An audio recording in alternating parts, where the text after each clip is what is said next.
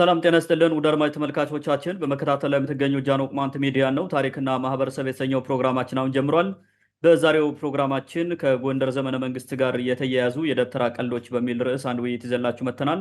እስከ ፕሮግራማችን ፍጻሜ አብራችሁ እንድትቆዩ አክብሮት ግብዣችን ነው። በዚህ ፕሮግራማችን የጎትንገስ ደብተራዊ ቀልዶችን እንዳጠቃላይ እናነሳለን። ምን ይመስላሉ የሚለውን፣ እንዴት እንደተፈጠሩ፣ ከበስተጀርባው እነዚህ ተራ ቀልድ የሚመስሉ ነገሮች ግን ደግሞ የደበቁት ታሪክ ምንድን ነው፣ ለምንስ ተፈጠሩ የሚለው እንዳጠቃላይ ወደ እናንተ የምናደርስ ይሆናል ማለት ነው።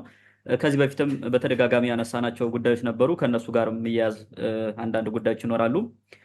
በተለይም ደግሞ ደብተራው እንዳጠቃላይ በጎንደር ዘመነ መንግስት ከቤተ መንግስት አካባቢ ሆኖ ከመንግስት ወይም ከስርዓቱ ጋር በመሆን የአካባቢውን ማህበረሰብ ባህል፣ ቋንቋ ለማጥፋት የሄደበትን ርቀት በስፋት የምናነሳ ይሆናል ማለት ነው። በድጋሚ አብራችን እንድትቆዩ አክብሮት ግብዣችን ነው። ዘንድር እንደተለምዶ አብሮኛለ ሰፊውን ጊዜ ወስዶ ማብራሪያ የሚሰጥበት ይሆናል ማለት ነው። እንኳን ደህና መጣህ እያልኩ ዘንድር ወደ መግቢያው ጥያቄ ወይም ደግሞ ወደ ዋናው አጀንዳችን ከመግባታችን በፊት እንደ መንደርደሪያ ይህ ጎትንገስ የሚለው የደብተራዊ ቀልድ ምንድን ነው? ለምንድን ነው የተፈጠረው? አጠቃላይ ይህ ትርክቱ እንዴት መጣ የሚለውን ሰፋ አድርገህ አንሳውና በዋናነት ማንሳት ወደ ፈለግናቸው ጉዳዮች እንገባለን ማለት ነው። መቀጠል ትችላለን። መልካም። እንግዲህ የጎትንገስ ቀልድ እንዴት ነው የሚጀምረው? ምንድን ነው ራሱ በራሱ ለምን ፈጠሩት የሚለውን የተወሰነ ነገር እንግዲህ እንበልበት።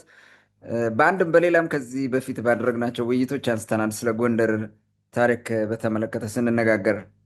ስለዚህ የዛሬው ስፔሲፊክሊ ከእነዚህ ቀልዶቹ ጋር ነው የሚሆነው ማለት ነው። ትኩረት የምናደርገው ቀልዶቹ ላይ ይሆናል እና እነሱ የተያዙበት ፖለቲካ ትስስር ምንድን ነው የሚለውን ነገር ለማየት ነው። እንግዲህ ይህን ትርክት የሚሰብከውና የሚያስተምረው የደብተራው ማህበር ነው። በተለይ ደግሞ የፋርጣው ማህበር ነው አብዛኛው ጎንደር ላይ ይህንን የሚፈጥረው ማለት ነው። ሌላው ቦታ ይሄን አትሰማው በፍጹም ማለት ነው። ጎንደር ከተማ ላይ የከተመው ያ የስግብግብ የደብተራ ማህበር ይሄን ይሰራል በተደጋጋሚ ማለት ነው። እና ይህን ተከትለው በሚዲያ ወጥተው ይሰብኩታል። ኢብን አሁን የሚዲያ መጠሪያ ማድርገውት የሚሰሩ አሉ፣ የእነሱ ተከታዮች ቡችሎቹ ማለት ነው። ያጦዙታል። አሁን ጎትንገስ ምናምን የሚለው ማለት ነው። በጎይንገስ ጎትንገስ ጎይንገስ ምናምን እንደዚህ አይነት ነገር ነው እንትን የሚያወሩት። ሌላም አለ ረሳሁት እንጂ የሚሉትም አላቸው። ከዚህ ጋር ተያይዞ የሆነ ትልቅ እንትን አላቸው ማለት ነው። እስኪ በስብከት እንግዲህ በተደጋጋሚ በቤተክርስቲያንና አንዳንዴ ሲሰብኩ ወጥተው ሲናገሩ በተለያየ መንገድ እንሰማዋለን። በተለያየ መንገድ በውይይቶች ሲያነሱት ስለ ጎንደር ሲያወሩ ያነሱታል። ግን ጽፎ ያመጣው ሞር ከደብተራዊ እሳቤ ብዙ የሚያራቀው እንትና ነው፣ ፍስሐ ያዜ ነው። የኢትዮጵያ 5000 ዓመት ታሪክ ከኖህ እስከ ኢህአዴግ የሚል የጻፈው መጽሐፍ ገጽ 320 ላይ ያለውን እንየው። 320 ላይ ማለት ነው ምን ይላል? እሱን እናንብበውና ቀጥሎ ያሉትን ሀሳቦች ለማብራራት እሞክራለሁ።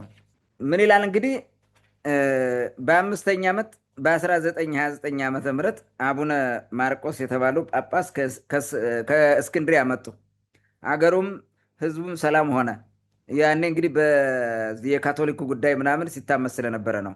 አፄ ፋሲልም የአስተዳደር ስራቸውን ከመስራት ጎን ለጎን እጅግ የሚወዱት አውሬ የማደን ተግባራቸውን ቀጠሉ። አሁን ወደ አደን ገቡ ማለት ነው። ሰላማዊ ሆነዋል ማለት ነው። ከአባታቸው ዘመን ጀምሮ ጎይንገስ የሚል ንግርት ከአንድ የበቁ ባህታዊ፣ ይሄ መከረኛ ባህታዊ መቼም ያመጡት ነገር የለም፣ ተሰንዝሮ እንደነበር ይነገራል። አፄ ሲሲኒዮስ ይህንን ንግርት ለእኔ ነው በሚል መነሻ በጎ በሚጀምሩ ሀገሮች ጎርጎራ፣ ጎጃም ወዘተ እያሉ ቤተመንግስታቸውን በዚያ አገር ለመመስረት ሲኳትሉ ነበረ። ሆኖም ንግርቱን ተግባራዊ ሳያደርጉ ሞቱ። ልጃቸው አፄ ፋሲል ስልጣን ከያዙ ጊዜ ጀምሮ ንግርቱን እውን ለማድረግ ጎርጎራ፣ ጎጃም፣ ጎመንጌ እያሉ እንግዲህ ደንቀዝን ረሱት ማለት ነው። ጉባኤን ረሱት ማለት ነው። አዘዞን ረሱት ማለት ነው። ገነተ ኢየሱስ የሚባለው ረሱት። ሌላም አሉ በነገራችን ላይ። ደንቢያ ራሱ ከተማ ነበረ፣ ደንቢያ የሚባል ያን ሁሉ ረሱት ማለት ነው። እነዚህን ጠቀሱልን ማለት ነው። ኦኬ። በማሰስ ሲጥሩና መቀመጫቸውን ጎመንጌ ላይ አድርገው ሲያስተዳድሩ ከቆዩ በኋላ ትክክለኛውን ቦታ ጎንደርን አገኙ። ትክክለኛውን ቦታ ደብተራው ነው እንግዲህ እንትኑ ማን ነው ባህታዊ የተባለው ነው ይሄን የነገረው ማለት ነው። ይህ ከመሆኑ በፊት የአፄ ፋሲል በቅሎ የታሰረችበትን ገመድ በጥሳ በመጥፋት የአሁኑ ጎንደር ከተማ ደርሳ ፋሲል ግንብ ከታነጸበት ቦታ ላይ ደርሳ ቦታው ላይ ይፈልቅ ከነበረው ምንጭ ውሃ ጠጥታ ከዚያው ቆመ ቀረች። የንጉሱ አሽከሮች ለፍለጋ ተልከው ከብዙ ድካም በኋላ አገኟትና ወደ ጎመንጌ ቤተ መንግስታቸው መለሷቸው። እንትን ወሰዷት። እንግዲህ አስበው፣ ጎመንጌ ማለት ሻውራ ነው። ከሻውራ ራሱ አጸደ ማርያም ድረስ ለመሄድ ሩቅ ነው እኮ። ከጎንደር እስከ ጎመንጌ ያለውን ጉዞ አስበው፣ በእግር ስንት ቀን እንደሚወስድ ማለት ነው። በአንድ ቀን አይገባም። በፍጹም ሊሆን የማይችል ነገር ማለት ነው። ስለዚህ ወደዛ ወሰዷት፣ ይዟት ሄዱ። ወደ ጎመንጌ ይዘዋት ሄዱ ምናምን ይላሉ። እንግዲህ የተገኘችበትን ቦታ ይዘው ከሄዱ በኋላ የተገኘችበትን ቦታ ለአፄ ፋሲል ነገሯቸው። ንጉሱም ተገረሙ፣ ተደነቁ። ኦኬ፣ አሁን ንጉሱ እንዴት ነው የሚደነቁት ብለህ ጠይቅ። ምክንያቱም በኋላ አነሳዋለሁ። ጎንደር የሚባለው ቦታ በአፄ አምደ ጽዮን ተጽፏል። ምንድን ነበር? ሮያል ጋርድ የሚባል የዘውዳዊውን ዘብ የሚባል አንድ ቡድን እሱ ተቀምጦ ነበር። አንዱ ሌላ ቦታ፣ ሌላው ደግሞ ሌላ ቦታ። ሶስት እንትኖች ነበሩት ሮያል ጋርድ እዛ ነበረ። በዜና መዋላቸው ተጽፏል እኮ የነገር ማለት አንድ። ሌላው ደግሞ የደንቢያ ግዛት ውስጥ ነው አሁን የሚያደርጉት። በደንቢያ ግዛት ውስጥ 14 ግዛቶች እንዳሉ ይታወቃል። አንደኛው ጎንደር ነው። ግጥም አድርገው ነው የሚያውቁት። ደንቀዝ ላይ ተቀምጠው፣ ደንቀዝ እኮ የጎንደር ፓርት ነበረ። እንዲያውም ደንቀዝ ድረስ ይደርሳል የጎንደር ፓርት፣ ጎንደር የሚባለው አይ ቲንክ ሜይ ቢ ድንበር ሊሆን ይችላል። እስከዛ ሁሉም ያካትት ነበር። እስከ አምቦበር ምናምን ያለው ሁሉም ያካትት ነው ጎንደር የሚባለው አውራጃ ማለት። ያውቁታል እኮ ግን ምንም እንደማይታወቅ አድርገው ምናምን አዲስ ሀገር እንደሚገኝ አድርገው ነው የሚያወሩት። ኦኬ ልቀጥለው። ይህ ከሆነ በኋላ አፄ ፋሲል አውሬ ለማደን ጫካ ሄደው የዱር እንስሳ ሲፈልጉ ጎሽ ያገኛሉ። በጦር ወርብረው ሊወጉት ሲሉ ጎሹ አይቷቸው ሸሸ። ንጉሱም ጎሹን ተከትለው በፈረሳቸው ሲጋልቡ በቅሏ ውሃ የጠጣችበት ቦታ ላይ ደረሱ። መከረኛ ጎንደር ማለት ደረሱ። አሁን እንግዲህ አስበው፣ ለጎመንጌ ከሆኑ አፄ ፋሲለደስ ጎመንጌ ናቸው። ጎመንጌ ማለት ሻውራ ነው። ወዴት ነው የሚቀርበው? ወደታች ብዙ ጫካ አለ፣ እንስሳ እንደ ጉድ፣ ዝሆንም ሁሉም ያለበት ማለት ነው። እዛው ወደ ምዕራብ አቅጣጫ ማለት ነው። ወደ ወገብያ አቅጣጫ፣ ወደ ቋራ አቅጣጫ፣ ወደዚህ ወደ ጭልጋ አቅጣጫ ዞር ብለህ ያለው ሀገር በሙሉ በቦ ምናምን የሚባለው ሀገር ዋና ጫካ ነው። ማደኛ ምን ሊያደርጉ ነው? እስከ ጎንደር ላይ አይደል የሚመጡት? ጎመንጌ ከነበሩ ማለት ነው። አሁን ይሄ እንትን ፈጠራ ነው። ግን ደግሞ ያቺ መታ ጎሿ የተረፈቻለን ውሃ ስጠጣ ከነበረችው ቦታ እዛ ደረሱ አለ። አሁን እንግዲህ ማነው የሚያድነው? አፄ ፋሲለደስ። እዛ ያ ውሃ መሆኑን በምን አወቀ? ዝም ብሎ ቅጥፈት እንዳገኙት ስለሚጽፉት ነው። ሜይ ቢ ከታጣቂዎቻቸው ጋር አብረው ምናምን ቢሉ ኢትስ ኦኬ። ግን በፈረስ ይጋልብ ምናምን ነው። ኦኬ። ከምንጩም አንድ መነኩሴ ነበሩና ጎሹ ከመነኩሴው ተጠግቶ ቆመ ይባላል። ንጉሱም ከፈረሱ ወርደው መነኩሴውን እጅ ነስተው ሰላምታ አቀረቡላቸው። መነኩሴውም ወደዚህ ቦታ ስለምን መጣ ሲሏቸው ይህን ጎሽ ለመውጋት ብዬ ብለው መለሱ። መነኩሴውም ስለ እግዚአብሔር ስትል ማርልኝ፣ ከእኔ ተጠግቶ በመማፀን እንደ ሰው አደራ ብሎኛል አሏቸው። አፄ ፋሲልም እሺ ይባርኩኝ እንጂ እተወዋለሁ፣ ወደ ቦታዬ በሰላም እንድመለስም ይጸልዩልኝ አሏቸው። እንግዲህ በዛ ዘመን እዛ መነኩሴ ምን ላደርግ እንደሚገኝ ባህታዊ ማለት ነው። እዛ ቦታ እንዴት እንደሚገኝ በዛ ጊዜ እኮ ማንም አልነበረም። በነገራችን ላይ ክርስቲያን የሚባል እዛ አካባቢ የለም። ይስሐቅ መጥቶ በግድ ቤተክርስቲያን ሰርቶ ከሄደ ውጭ በየቦታው ምንም ነገር የለም። ባህታዊ መነኩሴም ባረከውና ጸልየው ከዛ ግዕዝ ይናገራል እዚህ ጋር በከመ ይደሉ ወይብየ ብሔረ መንግስት ካሳ ነያ ነው የሚለው። ካሳ ነያ ይት ሀገረ ጎንደር እንታ ታውህዝ ለማለት ነው። እንታ ታውህዝ እንደጻፈው ላንብበው። እንታ ታውህዝ ሀሉስ ወማዕረ ዘውእቱ ሰላም ወፍቅር ወበውስቴታ ይትረከብ ብዙሃ መዝገበ ወርቅ ወብሩር ዘውእቱ ትርጓሜ ብሉይ ወሐዲስ ወይሰማዕ በላዕሊያሃ መሃሌተ መላእክት ዘአራያም አሏቸው። እንግዲህ ይህን ትርጓሜውን ብሎ የተረጉማል ሰውየው። ምን ይላል? በቤተ መንግስት እንግዲህ በግዕዝ ነው ባህታው የሚያወራው። ቤተ መንግስት እቺ ጎንደር ናት፣ ማርና ወተት የምታፈስ ውይ መከራ፣ ሰላምና ፍቅር በውስጧ የሚገኝባት ከከርሰ ምድሯም ብዙ የወርቅና የብር መዝገብ ያለባት ይኸውም ትርጓሜ ብሉያትና ሐዲሳት መሃሌተ መላእክት የሚሰማባት ናት። ኦኬ። የውሃው ምንጭ ባለበት አጠገብ ታላቅ ቤተመንግስት ከደብረ ላሊበላ ወይም ሮሃ አስመጥተው ከሚፈልቀው ውሃ ላይ እንዲጸልዩ አደረጉ። እነዚህ መነኮሳት 40 ቀንና 40 ሌሊት ከጸለዩ በኋላ ሞልተው የነበረው ውሃ ምንጩ ደረቀ። እኒያ ባህታዊ እንደተናገሩት በውስጡ የከበረ ድንጋይ፣ እብነ በረድ፣ ልዩ ልዩ ነገሮች ተገኙ። አፄ ፋሲልም እጅግ ተደስተው ለመነኮሳቱ የሚገባቸውን ስጦታ ሰጥተው አሰናበቷቸው። በአባታቸው ጊዜ የታነጹትን ጽላቶችም ወደዚያ ቦታ እንዲያመጡ አደረጉ። እንግዲህ ሲሲኒዮስ 9 ዓመት ካቶሊክ ሆኖ ነበረው ያን ያመጣል። ከዚያም የተለያዩ የጥበብ ባለሙያዎችን የግንብ ስራ፣ ብረታ ብረት ስራ፣ አንጥረኝነት ስራ የሚያውቁትን ኖራ አብኪ፣ ሸክላ ሰሪዎችንና ወዘተ ከያሉበት አስጠርተው በማሰባሰብ በቤተ መንግስቱ ዙሪያ እንዲሰፍሩ አደረጉ። ስለ ቤተ መንግስቱ አሰራርና ረቂቅ ምስጢር የተመለከተውን ታሪክ ከመቀጠላችን በፊት ስለ ጎንደር ስም ስያሜ የሚከተለውን ታሪክ እናስቀምጣለን። ስለ ጎንደር ስያሜ የተሰነዘሩት በርካታ መላምቶች ቢኖሩም ይላል ሰውየው፣ ተጨባጭነት የሌላቸው የሚያስመስላቸው ይበረታሉ። ዋና ስያሜዋን የሚያገኙበት ተብሎ የሚታመነው ብቻ እንይ። ጎንደር የሚለው ቃል መሰረታዊ ምንጩ ጉንደ ሀገር ከሚለው የግዕዝ ቃል የተገኘ ሲሆን ትርጉሙም የሀገር ግንድ፣ የሀገር መሰረት፣ ርዕሰ ሀገር ወይንም የሀገር ራስ ማለት ነው ብሎ ይተረጉማል። እንግዲህ ይህን ማለት ነው። አሁን እዚህ ጋር እንዳየነው ይሄ ጎትንገስ የጎትንገስን ህልም ይዞ አፄ ፋሲለደስ እስከ ጎንደር መጣ። አሁን በቅድም ባየነው ዝባዝንኬ ታሪክ ማለት ነው። እንደዛ ሆኖ ቀረበልን ማለት ነው። ይህን የነገሩን በእንትኑ ይህን በተለያየ ጊዜ ይደግሙታል እና አባ ገብረ ኪዳን ይህን በደንብ አድርገው ይናገሩታል። ይህንን ይሰብካሉ። እንዲያውም ስለ ቤተክርስቲያን አሰራር የመጀመሪያው ፈርሶባቸው ይህን ስራ ተከል ተባለ ምናምን ደብተራ ሁሉን ነገር ከእምነት ጋር ለማገናኘት ነው እየጣረ የነበረው ማለት ነው። ግን አፄ ፋሲለደስ እኮ ከክርስትና ጋር የሚያያዝ ታሪክ የለውም በሚገርምም ነገር ማለት ነው። ይሄ ነው እንግዲህ ቀልዱን ይሄ አሁን ያነበብኩትን ይመስላል ቀልዱ አጠቃላይ ማለት ነው። ይሄ እንትኑ ዝም ብሎ የሚገርመው ቀልድ ማለት ነው። በአንድ ወቅት ሊቀ ሊቃውንት ዕዝራ የሚባሉት ሰውዬ ዘፋርጣ ስለዚህ ሲያወሩ የ2010 ወይ 2011 ወይም 2009 ሊሆን ይችላል የተናገሩት ማህበራዊ ሚዲያ ላይ ነበረ። ምን ይላሉ? የንጉሱ ወታደሮች አደን ሲያድኑ አርባቱ እንስሳ አካባቢ ቆሙ። እንግዲህ አርባቱ እንስሳ ጎንደር ከመንበረ መንግስት ምንድን ነው ይሄ ተራራ ሆቴል ከሚባለው አጠገብ ማለት ነው። ከሱ አካባቢ ቆሙ አሉ መጥተው። ከዛ ከቆሙ ምን ይላል? ከዛም ይላል አንድ ባላገር ሌላውን ባላገር ምን ይለዋል? በሬና አላየኸውም ይለዋል። በእርሱ በጎንደር አለ ይለዋል። አሁን ጫካ ነው ጎሽ ነው የሚታደንበት ብሎ በዛኛው ጽፈውልናል። ከዛ ሰው እንዴት ኖረ ብለው ጠይቃ ምን ሊያደርግ ኖረ? ጫካ ነው በቃ ባህታዊና ጎሹ ነው እዛ የነበሩት እና አህያዋ ውሃ ልጠጣ ገብታበት ማለት ነው። ሲጀመር ጅብ ይበላታል እዛ ትገባም እኮ ጫካ ነው። እነሱ የነገሩ እንደዚህ ነው። እዚህ ጋር እንደዛ አለው ይላል። ይሄን ሲሰሙ ወደ ንጉሱ እየሮጡ ሄደዋል። እንግዲህ በጎ የሚጀምር ስም ነው የሚፈልጉት እንጂ ጎንደር የሚል ስም አይደለም የሚፈልጉት። ፍሮም ዘ ቨሪ ቢጊኒንግ አያውቁትም። በጎ ነው እንደዛ ሲፈልጉን የነበሩት። አሁን ሌላ በጎ የሚጀምር አገኙ ማለት ነው ጎንደር የሚል። ስለዚህ ልክ እንደሚያውቁት እየሮጡ ሄደው ወደ ንጉሱ ሮጠው ነገሩት ይላል። ፋሲልም ከጎመንጌ ወደ ጎንደር መጥተው ቤተመንግስቱ ሰራ ብለው ተናገሩ። እንዲህ ነው የነገሩን ማለት። ሌላው ሶስተኛ የተረከውን ሶስተኛ አካል የሚያወራውን ባመጣው ሌላ ይሆናል በጣም በሚገርመው ሁኔታ ማለት ነው። እንግዲህ ይህ ሁሉ ትርክት የተፈጠረው ጎንደር የሚባል ሀገር ጠፍቶባቸው ነበር ማለት ነው። አይታወቅም ማለት ነው። ግን ይሄ ውሸት ነው በፍጹም ቅድም እንደነገርኩ ማለት ነው።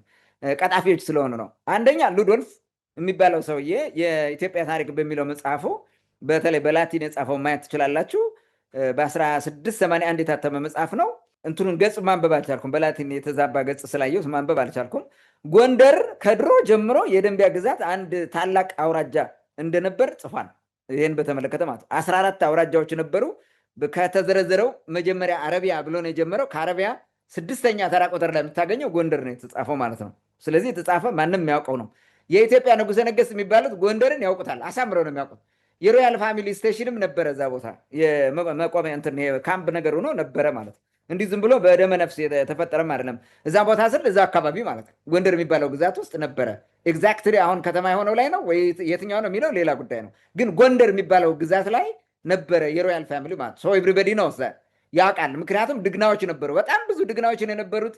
ዋና ድግና ደግሞ የኖህ መሀል ላይ አለ፣ በዙሪያው ደግሞ ብዙ ድግናዎች ነው። በአጠቃላይ 44 ድግና ነው የነበረው ጎንደር የሚባለው አሁን ከተማ የሆነው ቦታ ማለት 44 ድግና። አሁን 44ቱ ብለው ቤተክርስቲያን ለማስመሰል የሚጥሩት ማለት ነው።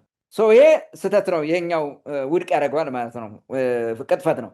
አፄ አምደ ጽዮን ቅድም እንደነገርኩ እንደዛ ካደረገ ማንም ነው የሚያውቀው ማለት ነው። ፋሲለደስ የአባቶቹን ሀገር አብጠርጥሮ ያውቃል። አፄ ፋሲል የአባቶቹ ሀገር ነው፣ ቅማንት ነው። በዛ ነው ተወልዶ ያደገው እህቱ የት ነው የተቀበረችው? ጃኒ ፋንቀራ ባለፈው አይተናል። ጃኒ ፋንቀራ ነው የተቀበረችው። ጃኒ ፋንቀራ የተቀበረችው እህቷ ከሌላ ቦታ መታ ነው። ምን ልታደርግ ነው ጃኒ ፋንቀራ ሄደችው? ሲያስበው ለምን ጎንደር አልተቀበረችው? ለምንድን ነው ጃኒ ፋንቀራ የተቀበረችው? ዘመዶቹ በዛ አካባቢ ናቸው፣ ወለቄዎች ናቸው እኮ ነው የሚለው። ከአበይተ ወለቄ ነው እንትን ያገባው ሚስት ሲያገባ ማለት ነው። እና የወለደው እንትናን ማነው ዮሐንስ ራሱ የተወለደው ከዛ ነው፣ ከአበይተ ወለቃ ነው። ወለቄ የሚባለው ቡድን ዘር ወይም ከወለቃ ዘር ነው የተወለደው ማለት ነው። ይታወቃል ይሄ። ስለዚህ አካባቢያቸውን እንዲያውም ያ ደግሞ አሁን ምልህ ወለቃ ምናምን ምልህ የጎንደር አንድ ፓርት ነው። ከዛ ደግሞ አለፍ ስትል ዋላጅ የሚባለው አለ። እሱም በዛ ከግዛት ውስጥ ከ14 ውስጥ የተዘረዘረ ነው። እና ይሄ ሁሉ እያለ ዝም ብለው ሲያጭበረብሩ ልክ የማይታወቅ ቦታ አዲስ ቦታ ጫካ ቦታ እንዳገኙ እንዲያውም እንትና ገብረ ኪዳን የሚባለው ምንድን ነው ያለው? እሱ ይመስለኛል ከፎገራ ከደራ ከደንቢያ ከፎገራና ከደንቢያ እንስሳት መጥተው እንዲጥሱት አድርጎ ብዙ ወራት ጥሰውት ነው የገባው እንጂ መግቢያ አልነበረውም ነው የሚሉ። እንዲህ ብለው ያወሩሃል።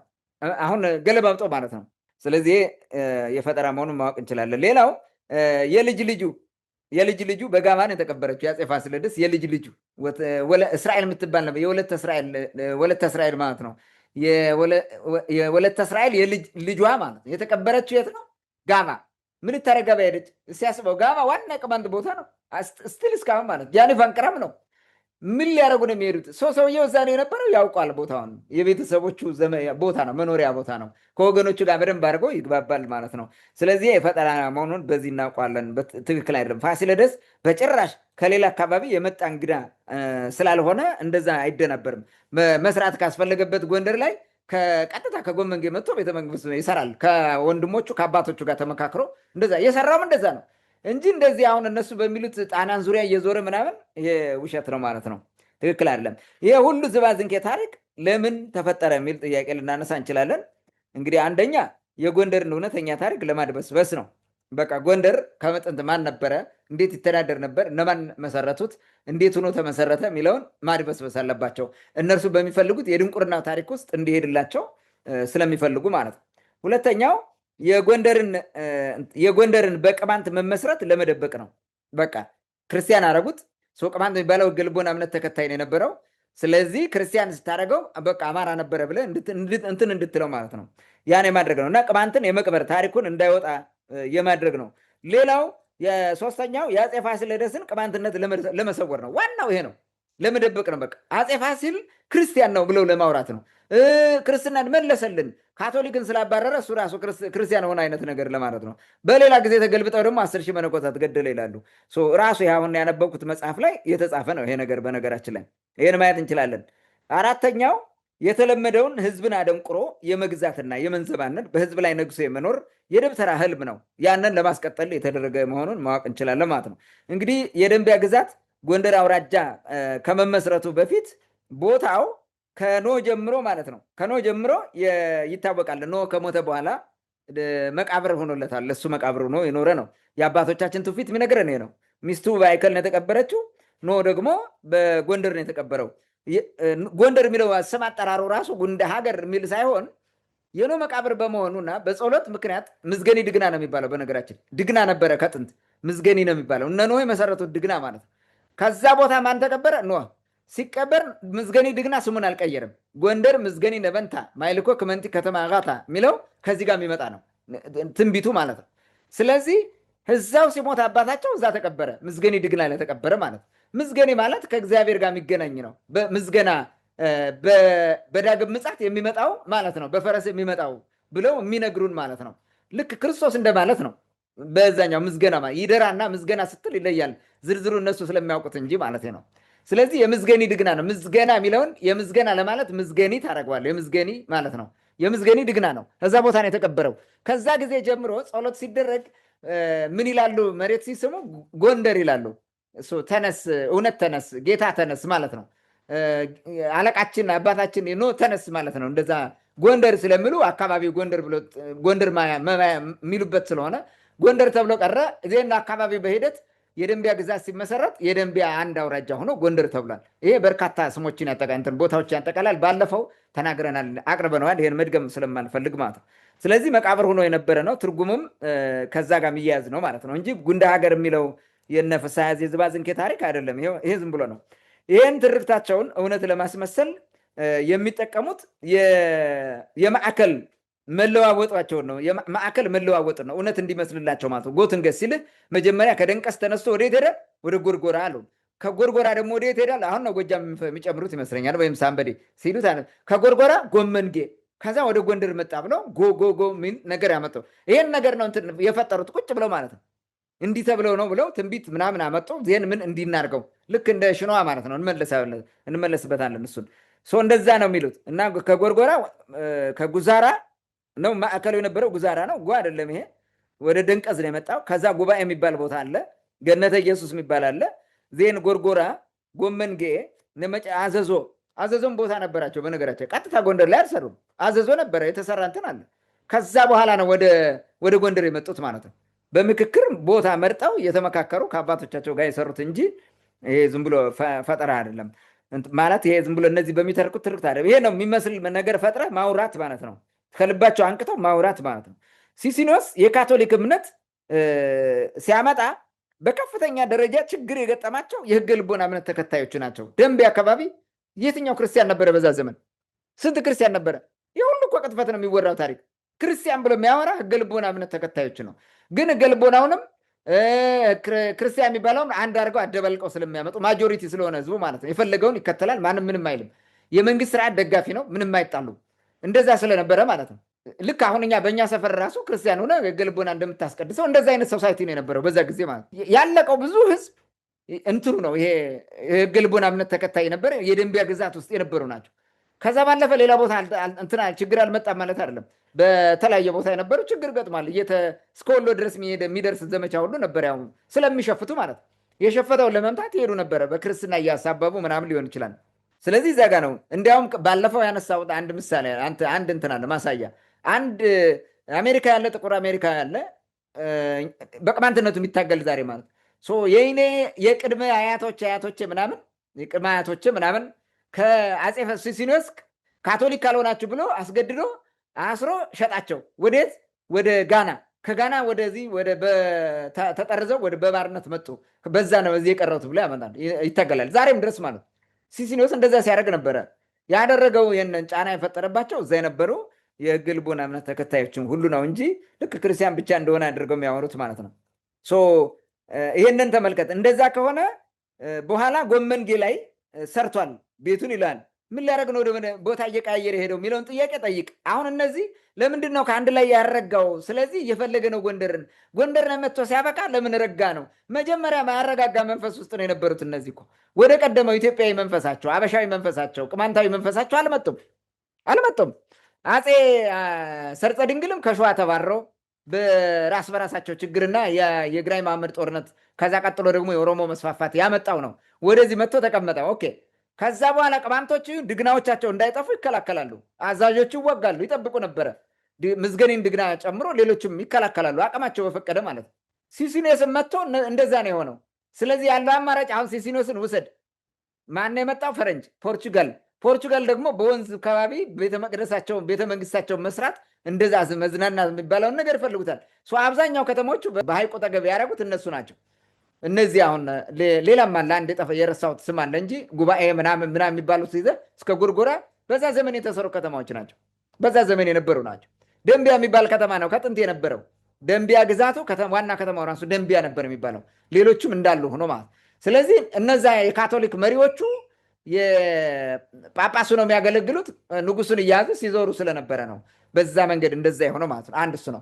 ሁለተኛ ጎንደርን እንደ አማራጭ አድርገው አላዩትም በዛ ጊዜ እዛ መስራት ማለት ግን ምን ያደረግ ነበር? ያስፋፋለሁ እንትኑን ክርስቲያን ስላልነበረ ህዝቡ በዚህ በእንትኑም በካቶሊኩም ከአንድ ቦታ ሌላ ቦታ ይዞ ይቆጣጠርና አካባቢውን ካቶሊክ ያደርጋል። እንደዛ እያደረገ ነው የሄደው። ከደንቀዝ ተቀምጠህ ሌላውን ልታስፋፋ አችልም። ወደየት? ወደ ጎርጎራ። ከጎርጎራ ተቀምጠህም እሱ አልተቻለም። ጎመንጌን እንደዛ እያደረገ ነው። ከዛ ወደ ጎንደር መመለስ የሚባለው ነገር የሚመጣው እዛ ጋር በኋላ ነው። ነገሮች ያበቃሉ። ሲያበቁ መጨረሻ ላይ ፋሲል ይህን ነገር ይቃወመዋል። ወደ መጨረሻው እንትን ይመለሳል ማለት ነው። ከዚህ ቀጥያ አቀርበዋለሁ። እንዲያውም እንዴት ፋሲልን እንዳነገሱት ቅማንቶቹ እንዴት ሆኖ እንደመጣ በዚሁ የሆነ ነገር ማንሳት እችላለሁ። ሲሲኒዮስ ችግር የፈጠረው ቅድም እንዳልኩ በሕገ ልቦናውያን ነው። እነዚህም ባህሪ አድርጎ እስከ መሸጥ ሁሉ የነበረ ነው። በአራቱ አዛዦች አማካኝነት ራሳቸው ይከላከሉ ነበር ቅማንቶች። ከዚህ በፊት በተደጋጋሚ አቅርበነዋል። በኋላ አፄ ፋሲለደስ ሲመጣ ግን ተስማምተዋል፣ ስምምነት ተፈርሟል። 44 ድግናቸውን አሳልፈው የሰጡ ምዝገኒ ድግናን ጨምሮ ማለት ነው። 44 ድግና ነበረ። ያን ድግና ለአፄ ፋሲለደስ አሳልፈው የሰጡት በሚከተለው ስምምነት መሰረት ነው። አንደኛ ህገ ልቦናን ተቀብሎ በህገ ልቦና ሊኖር ተስማማ። ይህም ማለት ነው። ሁለተኛ ክርስትናው እየሰፋ ሲመጣ የመንግስት ወታደሮች አብዛኛው ክርስቲያን እንዲሆኑ ያስገድዳል ህጉ። ስለዚህ እነሱ እንደዛ ሲሰፉ ወደ ቅማንት መንደር መጥተው እንትን እንዳያደርጉ እንዳያድሩ፣ በቃ የሆነ ስራቸውን ሰርተው ተመልሰው ወደ ከተማ እንዲገቡ ማለት ነው። ከከተማ ወጥተው ገጠር እንዳይቀመጡ ማለት ነው። ሌላው ደግሞ በግድ ማጥመቅ የሚባል እንዳይኖር፣ ክርስቲያን ድግናችን እየመጣቸው መቀማት ምናምን የሚባል ነገር እንዳይኖር በፍጹም። ወዶ ፈቅዶ የሚጠመቅ መብቱ ነው። ከዛ ውጭ ግን ግድ እንዳታስገድድ፣ ይህንም ተስማምተዋል ማለት ነው። ወታደሮች ቅድም እንዳልኩ ወደ ቅማንት መንደር ከ12 ሰዓት በፊት እንዳይቀመጡ ማለት እንዲወጡ ማለት ነው፣ ሳይመሽ እንዲወጡ። ግብር ቅማንት ላይከፍል ማለት ነው። ምክንያቱም በደንቢያ ግዛት ውስጥ የነበረ መሬታቸውን ለ3 ከፍለው 2 እጁን ለመንግስት ሰጥተው ስለነበረ ማለት ነው። ይህን አድርገው ስለነበረ ግብር አይከፍልም። ቅማንት ባላባት ነው፣ ሊከፍልም አይችልም፣ አይከፍልም። ሲጀመር በከንቲባ የሚመራው ልዩ ጥቅም ልዩ እንትን መብትም ነበራቸው። የትግሬ መኮንን የሚባለውና የደንቢያ ከንቲባ የሚባለው ልዩ ጥቅም ነበራቸው። ማንም እንትን ማይለው ሮያል ፋሚሊውን ማንም አይቀማውም። ከዛው ይቀያየራሉ እንጂ በፍጹም አይቀማም የነበረው። በዛ ደረጃ ትልቅ ክብር የነበረው ቦታ ነው ደንቢያ ማለት። ከትግሬ ግዛትና ደንቢያ በዛ ደረጃ የነበሩ ናቸው። ይሄ በመጽሐፍ ተጽፎ ታገኙታላችሁ።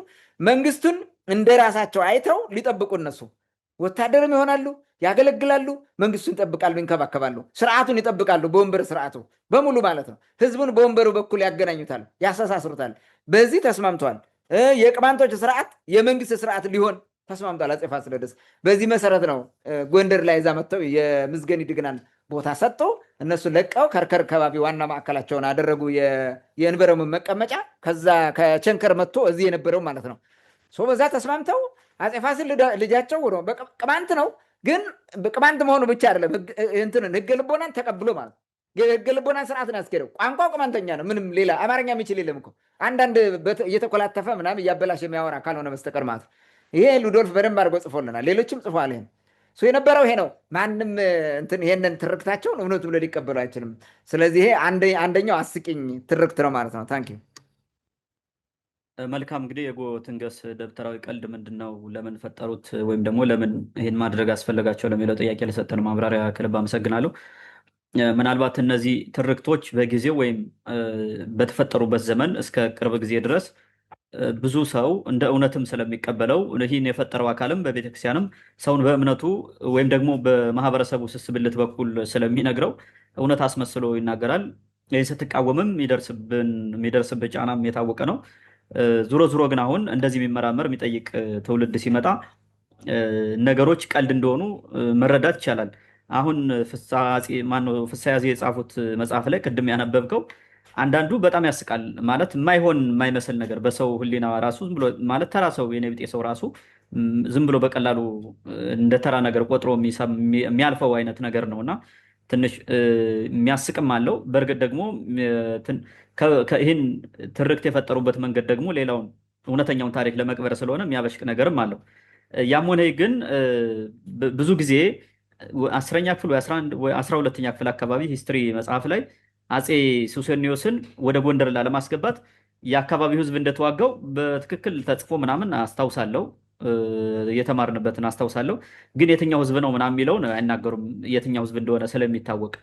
በኋላ አፄ ፋሲል ጎንደር ላይ መንግስቱን ሲያጸና ከአካባቢው ማህበረሰብ ጋር በምን ተስማምቶ እንደቀጠለና መንግስቱን እንዳጸና ቅድም ያነሳውንም እዛ ላይ ያስቀምጠውታል። ግን ከየትኛው ህዝብ ጋር ነው ምናምን የሚለውን አይናገሩም። ያው የህዝብ ግን ይታወቃል፣ ግልጽ ስለሆነ። ሌላው በተደጋጋሚ አሁን የኖህ መቃብር ጎንደር ነው የሚለውን ሐኪም አበበች እና የእሷ አካባቢ ያሉ ሰዎች በተደጋጋሚ ሲያነሱ ይሰማል። ደብተራዊን ለምን እንደማይቀበሉ አላውቅም። ግን አሁንም ምንድነው የኖህ መርከብ ያረፈችበት አሁንም ቱርክ ነው መቃብሩ መዛ ነው ብሎ የሚያስብ ነው ያለው በብዛት። እና ምንድነው ይህን የማይቀበሉት? በእርግጥ ከፈጠሩት ትርክት ጋር ይጋጫል ብለው ስላሰቡም ሊሆን ይችላል። እንደ አጠቃላይ ግን ነገሮች ቀልድ መሆናቸውን ራሱ በብዙ ማሳያዎች ማየት ይቻላል። በተለይ አፄ ፋሲል ከጎመንጌ እስከ ጎንደር ድረስ አንድ ጎሽ ያሳደዱበት ታሪክ በጣም ያስቃል። ማለት ጎሽ መንጋ ነው፣ በመንጋ ነው የሚሄደው። አንዱን ነጥለ ከጎመንጌ ጎንደር ይዛት በጣም ይሄ ዝም ብሎ የማይመስል ነገር በጣም ቀልድ ነው። ሲጀምር አህያ ራሱ እንዴት ነው ከጎመንጌ ተነስቶ እዛ ውሃ ልጠጣ የመጣው? በቅሎስ ቢሆን አሁን ምንድነው ለፈጠሩት ትርክ ተቀባይነት እንዲያገኝ በቃ እነሱ ያ መነኩሴውን ባህታዊ ያልከው ሰውዬ እሱ ተናገረ ብለው ያሉት። አሁን እንግዲህ እንደዚህ አይነት ነገር ሳይነገርም እኮ ሊሆን ይችላል በዚህ ልክ እንደዚህ የሚቀልዱት። ሌላ ብዙ ጊዜ የሚያነሷቸው ታሪኮች ላይ 40 ቀን 40 ሌሊት ጾሞ ጸልዮ የሚሉ በጣም ብዙ ቀልዶች አሉ። እንግዲህ ሌላው ምናልባት ፍስሐ ያዜ ያላነሱት አፄ ፋሲል ጎንደር ቤተመንግስት ሲገነቡ ሸክላ ሰሪዎችንም ብረት ቀጥቃጮችንም ኖራ ሰሪዎችንም ግንበኞችንም ከአካባቢው ሰበሰቡ ብለው ነው ያለፉት። ምናልባት ሌላው ደብተራ ደግሞ ቅማንቶችን ከግብፅ ለግንባታ መጣ ምናምን ይላሉ። ይህን ለምን እንዳላሉት እንግዲህ የእነሱን ታሪክ ምናልባት የጻፉት ከአካባቢው ደብተራ ሰምተውም ስለሆነ በዚህ መንገድ ገልጸውት አልፈዋል ማለት ነው። ወደሚቀጥለው ጥያቄ እንለፍና ሌላው አስቂኝ ቀልድ ወይም ደግሞ ብዙ ሰው ይህን ነገር በነገራችን ላይ ሲሪየስ ስለሆነ ጎንደር ላይ አሁን የአፄ ዮሐንስ አንደኛ የሚባለው ማለት ነው ከጎንደር ነገስታት አንዱ ጻድቅ እንደሆነ ቤተክርስቲያንም አለው ካልተሳሳት ጽድቅነትና ወይም ደግሞ የአፄ ዮሐንስ አንደኛ ጻድቅነትና የተደረገለት ተአምር እንዲሁም ፖለቲካዊ አንድምታው ምን ይመስላል? እውነት አፄ ዮሐንስ አንደኛ እነሱ በሚሉት ልክ ጻድቅ ነው ማለት ይህ ፖለቲካዊ መንግስት ዓለማዊ መንግስት ነው እኛ የምናውቀው። በሱ ዘመን የተሰሩ ጥፋቶችም አሉ። ብዙ ጊዜ አንድ ላይ ይኖር የነበረውን ህዝብ ፈላሻ በዚህ ሙስሊም በዚህ ቅማንት በዚህ ምናምን ብለው እንደለያዩትም የሚነገር ታሪክ አለና እውነት ይህ ነገር እንደዛ ነው? ትክክል ነው? ይህን ማብረብ ታነሳው ደስ ይለኛል። ወደ አንተ ልምጣ። ይሄኛው ደግሞ ሌላው ገራሚ ቀልድ ነው፣ በጣም የሚገርም ማለት ነው። ኦኬ ይህ በብዙ እንትን ይላል። ቤተክርስቲያን ተሰራለት እንኳን አልሰማሁም። ጻድቁ ዮሐንስ የሚባል ትምህርት ቤት ግን አለው በስሙ ማለት ነው። ጻድቁ ዮሐንስ የሚባል ትምህርት ቤት ስታብሊሽ አድርገው እንዳለ ይታወቃል። ከዛ ቤተክርስቲያን ዮሐንስ ሜይ ቢ ታቦት ተቀርጾ የሆነ እንትን ላይ የተዳበለ ሊኖር ይችላል እንጂ ራዳ ያለው ወልደ ነጎድጓድ ዮሐንስ ነው የሚባለው። ቀበሌ 16 ያለው ደግሞ ዮሐንስ መጥምቁ ነው። ምናልባት እኔ ማላውቀው ካለ ነው። ኤኒዌይስ ከነዛ ጋር እንትን ብሎ እንዳይሆን ማለት ነው። ኤኒዌይስ ይሄኛው እንግዲህ የሚገርመው ፓርት ነው። የዚህኛው ፖለቲካ ደግሞ የሚገርም ነው። ተመሳሳይ ደብተራ ፖለቲካ ነው። እንትኑን ላንብበው። ተክለ ጻዲቅ መኩሪያ የጻፉት ነው ደግሞ ይሄኛው ማለት ነው። ተክለ ጻዲቅ መኩሪያ ከጻፉት መጽሐፍ ይሄ ምንድን ነው? የኢትዮጵያ ታሪክ ከአፄ ልብነ ድንግል እስከ አፄ ቴዎድሮስ የሚለው ማለት ነው። እሱ ጋር ገጽ 277 እስከ 278 ያለውን ላንብበውና የተወሰነ እናወራበታለን ማለት ነው። ምን ይላል? ርዕስ ሰጥተውታል። ምዕራፍ 46 ነው የሚለው ስለ አፄ ዮሐንስ ጻድቅነትና ስለተደረገላቸው ተአምር ይላል ርዕሱ ማለት ነው። እንደዚህ ይነበባል። ዮሐንስ አንደኛ ከልጅነታቸው ጀምሮ በመንፈሳዊ ትምህርት ስላደጉ የሕገ ልቦና እምነት ተከታይ አባት ያላቸው ዮሐንስ አፄ ፋሲለደስ ሕገ ልቦና ነው። የሕገ ልቦና አባት ያስበው እንዴት አይነት እንትን እንደሆኑ ማለት ነው። ልጃቸውን ሲያስገቡ ወደ እንትን ወስደው ማለት ታየኝ እኮ እንደ ቤተሰቦቻቸው እንደ እቴጌ ሰብለ ወንጌል ጸሎተኛና ለድሃ አዛኝ ነበሩ። ኦኬ ጸሎተኛ ሊሆኑ ይችላሉ። በሕገ ልቦና ሰዎች በጣም የዋህ ናቸው። ሲጸልዩም ኃይለኛ ናቸው። በጣም ዝናብ የሚያወርዱ እኮ ናቸው። ለድሃም አዛኝ ናቸው። አዎ ሩሩ ነው ቅማንት። ስንቱን የኔ ቆሎ ተማሪ ሲቀልበው የሚኖር እሱ አይደል? ቅማንት እኮ ነው። ሌላ ቦታ እኮ ሄዶ አይበላም። እዚያ ጋር ነው የሚመጣው። በዚህ ምክንያት ህዝቡ ሁሉ ጻድቁ ዮሐንስ ይላቸው ነበረ አለ። እንግዲህ ጽድቃቸውን ከፍ ሲያደርግ ዜና መዋዕሉ ራሱ ይሄን ነው የሚነግረን ጨምሮ ማለት ነው። ከጸሎት የተረፈውንም የበለጠ ጊዜያቸውን መጽሐፍ በመመልከት ከሊቃውንት ጋር ስለ ቅዱሳን መጽሐፍት በመነጋገር ደብተራ የወደደው እንኮ እንዴት እንደሚያሽኩመነሙ ነው። በጣም የሚገርም ነው። በመነጋገር አለ ያሳልፉ ነበረ። ከመንግስቱ ቀረጥና ግብር አልበላም ብለው ራሳቸው ሰሌን እየሰሩ ይበሉ ነበረ። ከጉሮሯቸው የተረፈውንም ለድሃ ይሰጡ ነበር ይባላል። ግን ይሄ ደብተራ እንደዚህ ቢጽፍልኝ ለእኔ ጥሩ ነበረ።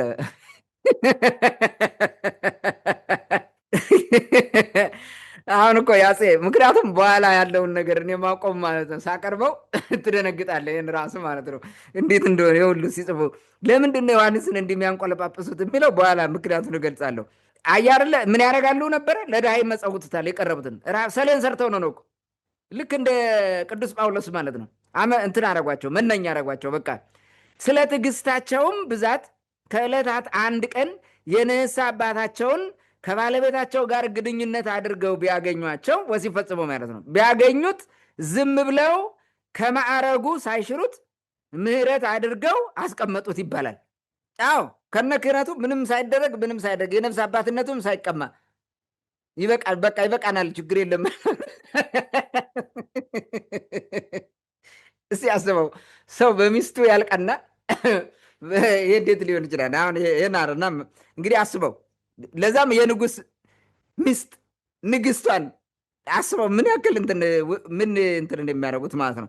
በዚህ ሁሉ ምክንያት ጻድቁ ዮሐንስን የሀገራችን ታሪክ ቄስ ነበሩ፣ በመጨረሻም በቅተው ነበረ እያለ ይናገርላቸዋል። ለዚህ ማስረጃ ከዚህ ቀጥሎ ያለውን ይጽፋሉ ወይም ይጻፋል። ከዚህ ቀጥሎ ያለው ይጻፋል ይላል። ኦኬ፣ ቀጥሎ ምን ይላል? ከልፍኛቸው እንግዲህ አሁን እንትናና ተቨሪ ሞመንት ልትመጣ ነው ያቺ ክስተት ማለት ነው። ከልፍኛቸው ደጃፍ ከመድረኩ አጠገብ አንድ እንደ ሰለሞን ባህር አስበጅተው በባህሩ ላይ አሳ እያስረቡ ከዚህ አሳ ውስጥ ተመርጦ እየተሰራ ለግብር ይቀርብ ነበረ። እንዲሁ አንድ ቀን ግብር ገብቶ ከባለቤታቸውና ከንስሐ አባታቸው ጋር ተቀምጠው የተጠበሰ አሳ ከማዕድ ቀርቦ ሳለ የባለቤታቸውንና የንስሐ አባታቸውን መፈላለግ አውቀው ሶስታችን እውነትን ብንናገር ይህ የተጠበሰ አሳ በሕያውነት ሕይወት ዘርቶ ማለት ነው ተነስቶ ባህሩ ውስጥ ይገባ ነበር ብለው ተናገሩ። ከዚህ በኋላ እቴጌይቱ ቄሱን አግብቼ ብኖር እወዳለሁ አሉ። ቄሱም እቴጌን አግብቼ ብቀመጥ እወዳለሁ አሉ። ንጉሱ ግን ይህችን ከንቱ ዓለም ንቄ ብመንን እወዳለሁ ብለው ሶስቱም እውነተኛውን ምኞታቸውን ተናግረው ሲጨርሱ የተጠበሰው አሳ ተነስቶ ዘሎ ባህሩ ገባ። ዛሬም በጣና ባህር ውስጥ ክንፍ የሌለው የተጠበሰ የሚመስል አሳ በመረብ የተያዘ እንደሆነ ይህ የጻድቁ ዮሐንስ አሳ ነው እየተባለ ወደ ባህሩ ይመልሱለታል እንጂ አይበሉትም ይባላል። ስለዚህም ይህንኑን ምክንያት በማድረግ የዚያን ጊዜ ባለቅኔ ከዚህ ቀጥሎ ያለውን ሥላሴ ቅኔ ተቀኙ ይላል። አዕዳው እለ ጴጥሮስ እያሉ ይቀጥላል። እኔ ይህንን ልተወው፣ ትርጓሜውን ስላቀረቡት ትርጓሜውን ላንብበው። ምን ይላሉ? ትርጓሜው ባጭሩ ብለው ኢየሱስ ለ5,000 ሰው ባጠገበ ጊዜ የጴጥሮስ እጆች ከ2 ዓሣና ከ5 እንጀራ የተረፈውን 12 እንቅብ አነሱ። ዮሐንስ ዓለምን መናቅ በፈለገ ጊዜ ግን እጆቹ ሳይዳስሱ የተነሳ ዓሣ ባህርን ሞላ ማለት ነው። የአማርኛ ግጥሙ ደግሞ እንዲህ ነው አለው። ይህን ስተረጉሙት ማለት ነው። የደጉ ዮሐንስ ደግነት ቢነሳ ዘሎ ገባ ባህር የተጠበሰ ዓሣ። ዓለምን ቢመኙ ንጉሥ ጠርተውት ያ የሞተ ዓሣ ተነሳ ከሞት። ጻድቁ ዮሐንስ ዘውድ ይዞ ብቃት ልብ አምላክ ሆነ ደግሞ እንደ ዳዊት። የዓሣውን መነሳት በማሰብ ልጆቿ የሞትባት ሴት የገጠመችው ማለት ነው። ምን አለች? ልጆቼ አልቀውብኝ ትንሹ ትልቁ የልጆቼን ማለቅ ንጉሥ ቢጠይቁ ከሞቱ በኋላ ልጆቼ ካለቁ ያስነሱልኝ ነበር ዮሐንስ ጻድቁ። ይሄ እንግዲህ አሁን ለአፄ ዮሐንስ ቀዳማዊ ዮሐንስ የአፄ ፋሲል ልጅ የተደረገ የጽድቅ ስራ ነው። ኦልሞስት ገድል በለው እና ከዛ በላይ አድርገው በቃ ትልቅ ጻድቅ አድርገዋቸው አስቀመጧቸው ማለት ነው። እንግዲህ ጀምስ ቁሪን የተናገረውን ይሄ ትርክት ውሸት መሆኑን የቀጣፊ ውሸት ማለት ነው። የሆነ ዓላማ አቺቭ ለማድረግ ነው የፈጠሩት እንጂ ውሸት ነው፣ እውነት አልነበረም። ራሱ ሚስታቸው ማግጣ ያዛ እያዩ ዝም ማለታቸው በራሱ ያስቀጣል እኮ። በነገራችን ላይ ያስቀጣል። በክርስትና አብረህ ልትኖር አትችልም ከእሷ ጋር። እንደዛ ካረገች መባረር አለባት፣ መፍታት አለበት። እንደዛ ልታረግ አትችልም። ይሄ ዝም ብለው የፈጠሩት ነው። አዋራጅ ነገር መፍጠር የደብተራ ዋና ዓላማ ነው። በዋና ነሰዋለሁ። በእውኑ አፄ ዮሐንስ እንደተባለው ጭምትና ጻድቅ ነበር? ኦኬ፣ አንደኛ ማስረጃ እንዳልነበረ ላሳየ። የጀምስ ቁሪን 1998 የጻፈው መጽሐፍ ላንብበው። እዚህ ጋር ማለት ነው የሆነ ፓርት አለው። እርሱን ላንብበውና ምን እንደሆነ እንመልከተው። ይሄን ያክል ሲቀጥፉ ማለት ነው። የጀምስ ቁሪን መጽሐፍ ገጽ 207 ይመስለኛል። እንትን አርቲክል ነው ከታተመበት እንትን ላይ ነው ያለው። 207 እስከ 208 ነው። ስለ አዛቸው ሳሚስት የተጻፈው ነው ማለት ነው። ስለዚህ እሱን ማንበብ ነው። እንዲህ አይነት ቅጥፈትን በማስረጃ ካላራግ እንትን ካላላል ነው ቬሪ ዲፊካልት። ሁልጊዜም እንደዚህ እየተደናቆርን እንኖራለን ማለት ነው። በጣም ዘግናኝ በሆነ መንገድ እንዲህ እየተደናቆርን መኖራችን በጣም የሚያሳስብ ነገር ነው። ጄምስ ቁሪን የጻፈው መጽሐፍ ካስ ኤንድ ክላስ ኢትዮጵያ ምናምን ብሎ ከ1300 እስከ 1900 በሚለው መጽሐፍ ላይ የተቀመጠ ነው። ስለዚህ አዛቸው ሳን ምን እንዳደረገ ኦኬ ኦን ዘ አዘር ሃንድ ይላል እያወራ ቆይቶ ማለት ነው። the traditions of both groups ቤተ እስራኤሎችና ቅማንቶች ማለት ነው emphasize that no large scale conversion to Christianity occurred during the Gondarian area በጎንደር ዘመን ብዙ ክርስትና ቅድም ባልኩት መንገድ ነው ብዙ ክርስትና አልተስፋፋም፣ አልተሰበከም፣ እንደዛም አልተደረገም ነው። ቅማንት for example ቴል ስቶሪ አባውት አዛቸው ሳ ቅማንቶች ለምሳሌ ስለ አዛቸው ሳ ይናገራሉ ካለመጠመቅ ጋር ተያይዞ ማለት ነው። ዜር ፕሪንሲፓል ሊደር ፍሮም ዲስ ፔሪድ ማን አዛቸው ሳ ዋና መሪያቸው ነበረ ማለት ነው። ቱ ኢሉስትሬት ዜር ዲዛየር ቱ ሪሜን ሴፓሬት ፍሮም ክርስቲያኒቲ ፍሮም ክርስቲያንስ ከክርስቲያኖች ተለይተው ለመኖር ያላቸውን ፍላጎት የሚያሳይ ነው ይሄ ነገር አለ። ምን ይላል? ትራዲሽንስ ሪኮል ዳት the wife of ቸውሳ was very beautiful ትውፊቱ እንደሚነግረው የአዛቸው ሳ ሚስት በጣም ቆንጆ ነበረች ይላል። and desired by the king ንጉሱ ፈለጋት እሷ ጋር መተኛት። the king told ቸውሳ to bring her to him ንጉሱም አዛቸውሳን ምን አደረገው? ጠርቶ ሚስትን አምጣልኝ አለው አለ። but ቸውሳ said he could not do that because it was her menace ይላል። ምን ማለት ነው? በወር ግዳቿ ወር አበባ ላይ ስለሆነች አሁን ማምጣት አልችልም አለው። እንደዛ አለው። በሌላ ጊዜ አመጣልሃለሁ ማለት ነው። then he pierced her ears so that in a few days they become infected and smelled bad ጆሮዋን ነፈረቀ then መጥፎ ሽታ ምናምን አመጣ ማለት ነው። አበጠ ምናምን እንደዛ አደረጋት ወስዶ ጆሮዋን በሳ ማለት ነው።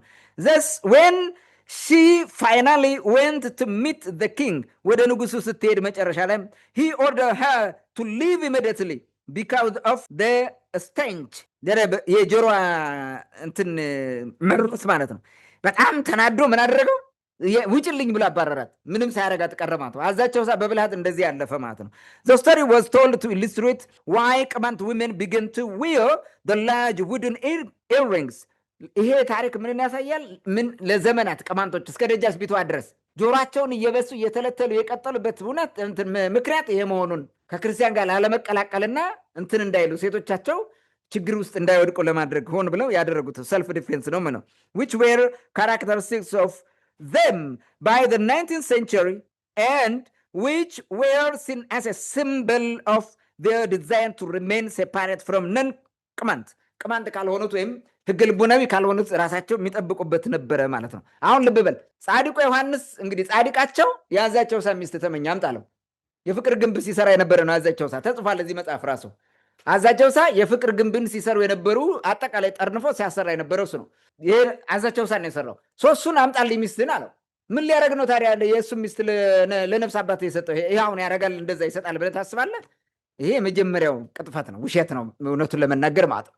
ታሪካቸው የቅጥፈት ታሪክ መሆኑን በዚህ መረዳት እንችላለን ማለት ነው። ጄምስ ቁሪን ይሄን በደንብ አድርጎ ነው የጻፈው። ይሄንን ዲባንክ የሚያደርግ ያስፈልገናል። ሌላ ሁለተኛ ምን ይላል መሰለ? ዘኒው አትላስ የሚል መጽሐፍ አለ። ዘኒው አትላስ ገጽ 109 ምን ይላል መሰለ? በአፄ ኢያሱ ዘመን ነው የልጁን የዮሐንስ ልጅ ማለት ነው። በእርሱ ዘመን ነው የተጻፈው 1698 ዓመተ ምህረት በፈረንጆቹ በእኛ 90 ማለት ነው የተጻፈ መጽሐፍ ነው። ምን ይላል? the capital city is Gondar in the province of Dembia. The king has 100 wives and yet too little jealousy contrasted to the Persian and Turks. ምንድን ነው የሚለው? ዋና ከተማቸው በደንቢያ ግዛት የሚገኘው ጎንደር ነው። ንጉሱ 100 ሚስቶች አሉት። ይኸው 100 wives ነው የሚለው 100 ሚስቶች አሉት። ነገር ግን አይቀናኑም፣ ቅናት የለም። ይሄ ደግሞ ከቱርኮችና ከፔርሺያ ወይም ከፋርሶች ይለያል። እነዛ እንደዛ ያደርጉም ምናምን አለ። ዛት ይልና he keeps no eunuchs to look after them ጃንደረባ አይመድቡላቸውም፣ የሚጠብቃቸው ማለት አይመድቡለትም ነበረ። እንደዛ ማድረግ ትክክል አይደለም እያለ ያወራል። አሁን እዚህ ጋር ምን አየን? አፄ ኢያሱ 100 ሚስቶች ነበሩት። የውጩ ይጽፈዋል፣ የኛ ሀገር ይሄን አይጽፍም። አንዲት ንግስት የተባለችው የመጀመሪያ ሚስቱን ብቻ ጠቅሰው ከዛ ሌላውን አይነግሩም፣ በፍጹም አያወሩም። ጻድቅ ነው የሚያደርጉልን። አሁን አፄ ኢያሱ ልጁ 100 ሚስት ያገባው አባቱ ጻድቅ ስለነበረ ነው። ከማን አይቶ ነው? ከማን አይቶ ነው እንደዛ የሚያደርገው ማለት ነው። ጸሐፊው አክሎም የነገስታት ልጆች በተራራ ላይ የሚቀመጡት ይላል። ይሄ እዚሁ ራሱ ማለት ነው። በተራራ ላይ የወሰዱ የሚታጎሩት የአንድ ሴት የአንዲት እናት ልጆች ስላልሆኑ ነው፣ ስልጣን እየተቀባሙ ማለት ነው። ስለዚህ አሁን 2 ሚስቶች ያገባለሁ ንጉሥ ሲሆን ከሁለቱም የሚወለዱት አንደኛውን ካነገስኩኝ የዛኛው ልጅ የዛችኛዋ ልጅ ንግስቷ ማብራ ኮንስፓየር አድርጋ ለማስጣል ትፈልጋለች። ስለዚህ የግዴታ የደረሰ ወንድ ልጅ ወስዶ ይታሰራል፣ ወህኒ ላይ ይታሰራል ማለት ነው። እየወሰዱ ያገቱታል፣ ሲፈለግ አምጥተው ይሾሙታል። እንደዛ ነው የነበረው። ይሄ የሚሆነው ብዙ ልጆች ስለሚወልዱ እርስ በርሳቸው ስለሚቀናኑ ችግር ስለሚመጣ ነው ብሎ ራሱ ጽፎልናል። የስ እንደዛ ነው። ይሄ ሁለተኛው ማስረጃ ነው ውሸት መሆኑን ማለት ነው። በምንም መንገድ ያን የመሰለ ጻድቅ አባት ያለው በጻድቅ አባት ያደገ ኢያሱ 100 ሚስቶችን ሊያገባ አይችልም። ውሸት ነው። ኢብን ኢያሱን እንዴት አድርገው ጻድቅ እንዳደረጉት መጨረሻ ይታል። ገዳም ገብቶ እኮ ነው የሞተው፣ ግን ልጁ ነው የገደለው፣ እርጉም ተክለ ሃይማኖት ያሉት ማለት ነው። እና ይሄ ሁሉ ጉዳጉዱ ምናምን አይነገርም በጣም በሚገርም ሁኔታ። ሶስተኛው ነገስታቱ እንትኑ አሁን የኢትዮጵያ ነገስታት ምንድን ነው የሚባለው? አሁን ይሄ ጎንደሪያን ፔሪዮድ ጨምረህ የማን ነው የሚባለው? የሰለሞን ስርወ መንግስት አይደል የሚባለው? ሰለሞናዊ ናቸው። በሰለሞናዊ ስርዓት ነው የንግስና የሚይዙት። የሰለሞን ዘር ተብሎ ተመርጦ ነው። የሰለሞን ስርወ መንግስትን ትውፊት ወርሰው ከሆነ ሰለሞን 700 ሚስት ነው የነበረው። አይ ቲንክ 300 ሚስትና 400 ቁባት ነበሩት። ስለዚህ ምኑ ነው እዚህ ጋር እነዚህን ጻድቅ የሚያደርጋቸው? ሰለሞናዊው ነው። ህገ ልቦናዊ ቢሆኑ እሺ በቃ እንደዛ ሊሆን ይችላል ብለህ ትገምታለህ። በጣም ስርዓቱ ጥብቅ ነው፣ እንደዛ እንዲሆን ነበር የሚደረገው። ይሄ ከህገ ልቦናም ወጥተው የክርስቲያንንም ህግ ጥሰው ሰለሞናዊ ሆነው በኦሪታዊው ተመሩ። ከተመሩ 700ም አይደለም 1000 ይችላሉ። መብታቸው እኮ ነው። ማን ይከለክላቸዋል? ይሄ ውሸት ነው፣ ፈጠራ ነው። ምናልባት እንዲያው አፄ ዮሐንስ እንደዛ የነፍስ አባቱን ቶ ምናምን የሚለው ለዋናው ሚስቱ ሳይሆን ቁባቷ አንዷን ወስዶ ከሆነ ሜይ ቢ በቃ ችግር የለውም ብሎ ሊሆን ይችላል። ከ700 ወይም ከ100 ከ600 ምናምን አንዷን ሰጥቶ ሊሆን ይችላል እንጂ ይሄ ወሬ ነው፣ ውሸት ነው በፍጹም ማለት ነው። ስለዚህ የሰለሞንን ትውፊት እያስቀጠልክ እንደ ሰለሞን 700 ሴት ታቅፋለህ እንጂ እንደዛ ሊሆን አይችልም። አራተኛ በበርካታ ምንጮች እንደተገለጸው ነገስታቱ አንድ ዋና ሚስት ያገቡና የቻሉትን ያክል ቁባቶችን ይዘው ይዞራሉ። በየሄዱት ሁሉ ማለት ነው፣ በየቦታው ያገባሉ። አፄ ቴዎድሮስ ብዙ ሚስቶች ነበሯቸው። ከነዛ የወለዱን ፍራንስ ከባቢ የተወለዱት እንኳ ወጥተው ይናገራሉ። አፄ ቴዎድሮስ ቁባቶች አሏቸው፣ በየቦታው ይወልዳሉ። ሌሎችም በነገራችን ላይ ያ ባህል ነው የነበረው። ንጉስ ከሆንክ እንደፈለግ የፈለግከውን ያክል ታገባለህ። አንዲት ሚስት ህጋዊ ሚስት ትኖራለች። ከዛ በኋላ ሌላ ውሽማ እንደ ጉድ ነው የምትይዘው። ቁባት ማለት ነው ያንተ ናቸው፣ ማንም አይነካቸውም። እንዲህ እያደረጉ ነው የነበረ። ይሄ ባህል ነው፣ ወግ ነው። ምን እንኳን ይሄ የአካባቢ ገዥ የሚባለው ቅምጥ ያስቀምጥ እንደ በየቦታው ዛሬ ድረስ ባለስልጣን ምናምን የምትለው እኮ ቅምጥ ያስቀምጣል በየከተማ። አሁን ቀርቶ ነው እንጂ ድሮ በጣም ሜይ ቢ አሁንም ይኖራል፣ አይጠፋም አለ። በገጠር ከባቢ ብትሄድ እንደዚህ አይነት ነገር ሲደረግ እንደነበረ ይታወቃል። እና ይሄ የውሸት ፈጠራ የፈጠሩት ነው። ጥያቄው ለምንድን ነው ይሄንን ታምር የፈጠሩት የሚለውን ላብራራ። አንደኛ ይህን ታምር የፈጠሩት አፄ ፋሲለደስን ለማርከስ ነው። ዋናው ፖለቲካ እዚህ ጋር አፄ ፋሲለደስ ለማርከስ ነው። አፄ ፋሲለደስ ወደ 35 ዓመት ነው የቆየው ስልጣን ላይ። በህዝብ በጣም የተወደደ፣ ህዝቡ ራሱን አሳልፈው የሚሰጠው ድንቅ ነው። ሁሉንም ሃይማኖቶች አቻችሎ የቀጠለ፣ በከተማው መለያየትና መገነጣጠል የሚባልን ነገር የከለከለ ማለት፣ ሁሉም በሰላም በአንድ ላይ እንዲኖሩ እንደየእምነት ተቋማቸው ማለት ነው። ማለት እንደየእምነታቸው እምነታቸውን ወደ የአምልኮት ቦታቸው ሄደ ፕራክቲስ ያደርጋሉ። ከዛ ውጭ ግን ከተማ ላይ ተደበላልቀው ነው የሚኖሩት የነበረው ማለት ነው። ይህንን ገለባብጦ ከክርስቲያን ይለይልን ምናምን ብሎ የጻፈው ማን ነው? ዮሐንስ ነው ህጉን ያወጣው ማለት ነው። ለምንድን ነው እንደዛ የሚሆነው? ዮሐንስ በክርስትና ስርዓትን የነገሰላቸው ክርስቲያን ሆኖ ማለት ነው። ከአባቱ አውጥተው እንደምንም ብለው አቤቶ ዳዊትን ትተው እሱን አምጥተው ወደዛ አነገሱት ማለት ነው። ሲነግስ ክርስትናን ሊፈጽምላቸው ቃል ገባ። አሁን ደብተራው እድለኛ ሆነ፣ በጣም ደስተኛ ሆነ ማለት ነው። 10,000 ተገደለብኝ የሚለው የሚያላዝነውን ትቶ አሁን ተቆጣጠረ ማለት ነው። ስለዚህ ድሉን አግኝቶ በነገሰ በአመቱ ማለት ነው። በአመቱ ገጽ የዜና መዋሉ የዮሐንስ ዜና መዋል ገጽ 9 ላይ የተጻፈው ነው። በእንተ ተፈልጦተ ህዝብ ነው። ተደጋጋሚ ስላነበብ ነው ያውቁታል ሰዎቹ ብዬ አስባለሁ፣ የሚያደምጡት ሰዎች። ስለዚህ እሱ ጋር የተጻፈው ነገር ነው። ፈላሻን ለብቻው የአይሁድ እምነት ነው የሚከተለው ብለው ለዩት። እስላምን ለብቻው ከለከሉት። ቱርክም እንዲባረርልን አሉ። ፈረንጅ የሚባለም ክርስቲያን ካልሆነ በስተቀር እንደኛ መጥፋት አለበት ብሎ አባረሩ። እንደዛ ያደረገው ፋሲለደስ ያን አላደረገም። ሁሉም ነው የሚወደው፣ በሃይማኖትም ብለው በሁሉም መንገድ ማለት ነው። የሕገ ልቦና እምነት ተከታይ የነበረ መሆኑን በዚህ መረዳት ትችላለህ ማለት ነው። ስለዚህ ያኛው ስለጠሉት አባትየውን የሰራውን መልካም ነገር ትተው አረከሱት። እንዲያውም አባት አነጻጽሬ ያቀርብልሃለሁ። ልጅየውን ግን ጻድቅ አደረጉት ማለት ነው። ይሄ አፄ ፋሲለደስን ለማስመታት የተፈለገ ነገር ነው። ኦኬ ማነጻጸሪያ ያቀርብልህ። አንደኛ ፋሲለደስ ሁለት እህታማቾቹን አግብቶ ኃጢአት ሰራ አሉት። ዮሐንስ አንድ ሚስት የነበረችውን አንዱ ሚስት ለነፍስ አባቱ ሰጠ፣ መስዋዕት አድርጎ ምጽዋት ሰጠው ማለት ነው። እንደዚህ አሉ። ሁለተኛ ማነጻጸሪያ ፋሲለደስ 10,000 መነኮሳትን ከደብረ ሞጊና ገደለ አለ። እንደዚህ ብለው ጻፎ። ዮሐንስን ደግሞ ዓለምን ንቆ ገዳም መግባትን መረጥ አሉት። እንትን አሁን በተዘዋዋሪ እያጠፉት ነው እንትና የፋሲለደስን ታሪክ ማለት ነው። ሶስተኛ ፋሲል ኃጢአት ሰርቶ በንህሳ ተንከራተተ፣ ከተለያየ ቦታ ሂድ በእግርህ እየተባለ ሂዶ ይቅርታ ጠየቀ እንዲሆነ ብለው ጽፈዋል። ሲያንከራትቱት ማለት ነው። ዮሐንስ ደግሞ ጽድቅ ሰርቶ ተአምር ተገለጠለት፣ አሳው ብድግ ብሎ ዋው ገባ አሉ። አሁን አየው ሁለቱ ስታነጻጽር ጻድቅ አረጉት ያኛውን፣ ይሄን አረከሱት ማለት ነው። ስለዛ አይነገርም። ለዛ ነው ዜና መዋሉን ያጠፉት እንዳይታወቅ ማለት ነው። ይሄም ዮሐንስ አንደኛ በክርስትና ሆኖ ስለነገሰላቸው የሸለሙት ሽልማት ነው። ያ ሁሉ የሚጎደጎደው ማለት ነው። እኔ አሁን እነሱ በሚፈልጉት እጄ የእነሱን ነገር ብሰብክ ልክ እንደነሱ ታቦቱን ሊያስቀርጹልኛል ብዬ አስባለሁ። እንደዛ ነው ያደረጉት። ማንንም እንደዛ ነው የሚያደርጉት። እንትና ታየ ቦጋለን ምን ሲያደርጉት ነበረ? ወስደው በጣም ትልቅ ስራ ሲያራግብላቸው በቃ ሲሸልሙት፣ ጊፍት ሲሰጡት፣ ገንዘብ በቃ ሲያሸክሙት ነው። ሲክዳቸው አሁን ደግሞ ግልብጥ አድርገው ሌላ ነው የሚያወሩት ማለት ነው። የሆነው በተመሳሳይ ልክ እንደዚህ ነው። አፄ ፋሲለደስ በስርዓት በጥንቱ ዳማታዊን ስርዓት ይዞ ስለቀጠለ ስለሚጠሉት ስለተናደዱበት ሞክረው እምቢ ስላሉ ተዋረድን ብለው ስላሰቡ ማለት ነው። አይተን በኋላ አነሳዋለሁ ይህንም በተመለከተ ማለት ነው። በዚህ ምክንያት ነው ለዮሐንስ እንትን ያደረጉት። ሌላ ሁለተኛ ምክንያት ላምጣልህ። የፋሲለደስን እምነት በተዘዋዋሪ ማራከሳቸው ነው። እሱ ምንድነው? ሕገ ልቦና ማለት ነው። አየሁ አይደለ? ሕገ ልቦና የሰው ሚስት ሊቀማ ዮሐንስን የአዛቻውሳን ሚስት የቀማን ማለት ነው። የጣረን ጻድቅ ፋሲልን ደግሞ አጣጣሉት። ፋሲል የሰው ሚስት ቀማ የሚል አልተጻፈም፣ አላየውም፣ የለም። ሶስተኛ ምክንያት አፄ ፋሲለደስን ወይም ሕገ ልቦናውያን ከህዝብ ልብ ውስጥ አውጥተው ለመጣል ነው። ሕገ ልቦና በዚህ ደረጃ የእሱ ንጉስና ነው የጸና እንዲባል አይፈለግም። የኛ የክርስትና ነው የጸናው ብለው ለማሳየት ነው የሞከሩት ማለት ነው። ደብተራው የራሱን የበላይነት ለማሳየት የግዴታ ሕገ ልቦናዊነትን ማራከስ ማጣጣር አለበት እና አሳም ያዘልለው ክርስትናው ነው ለማለት ነው። ይሄ በአፍ የሚደረግ ነው።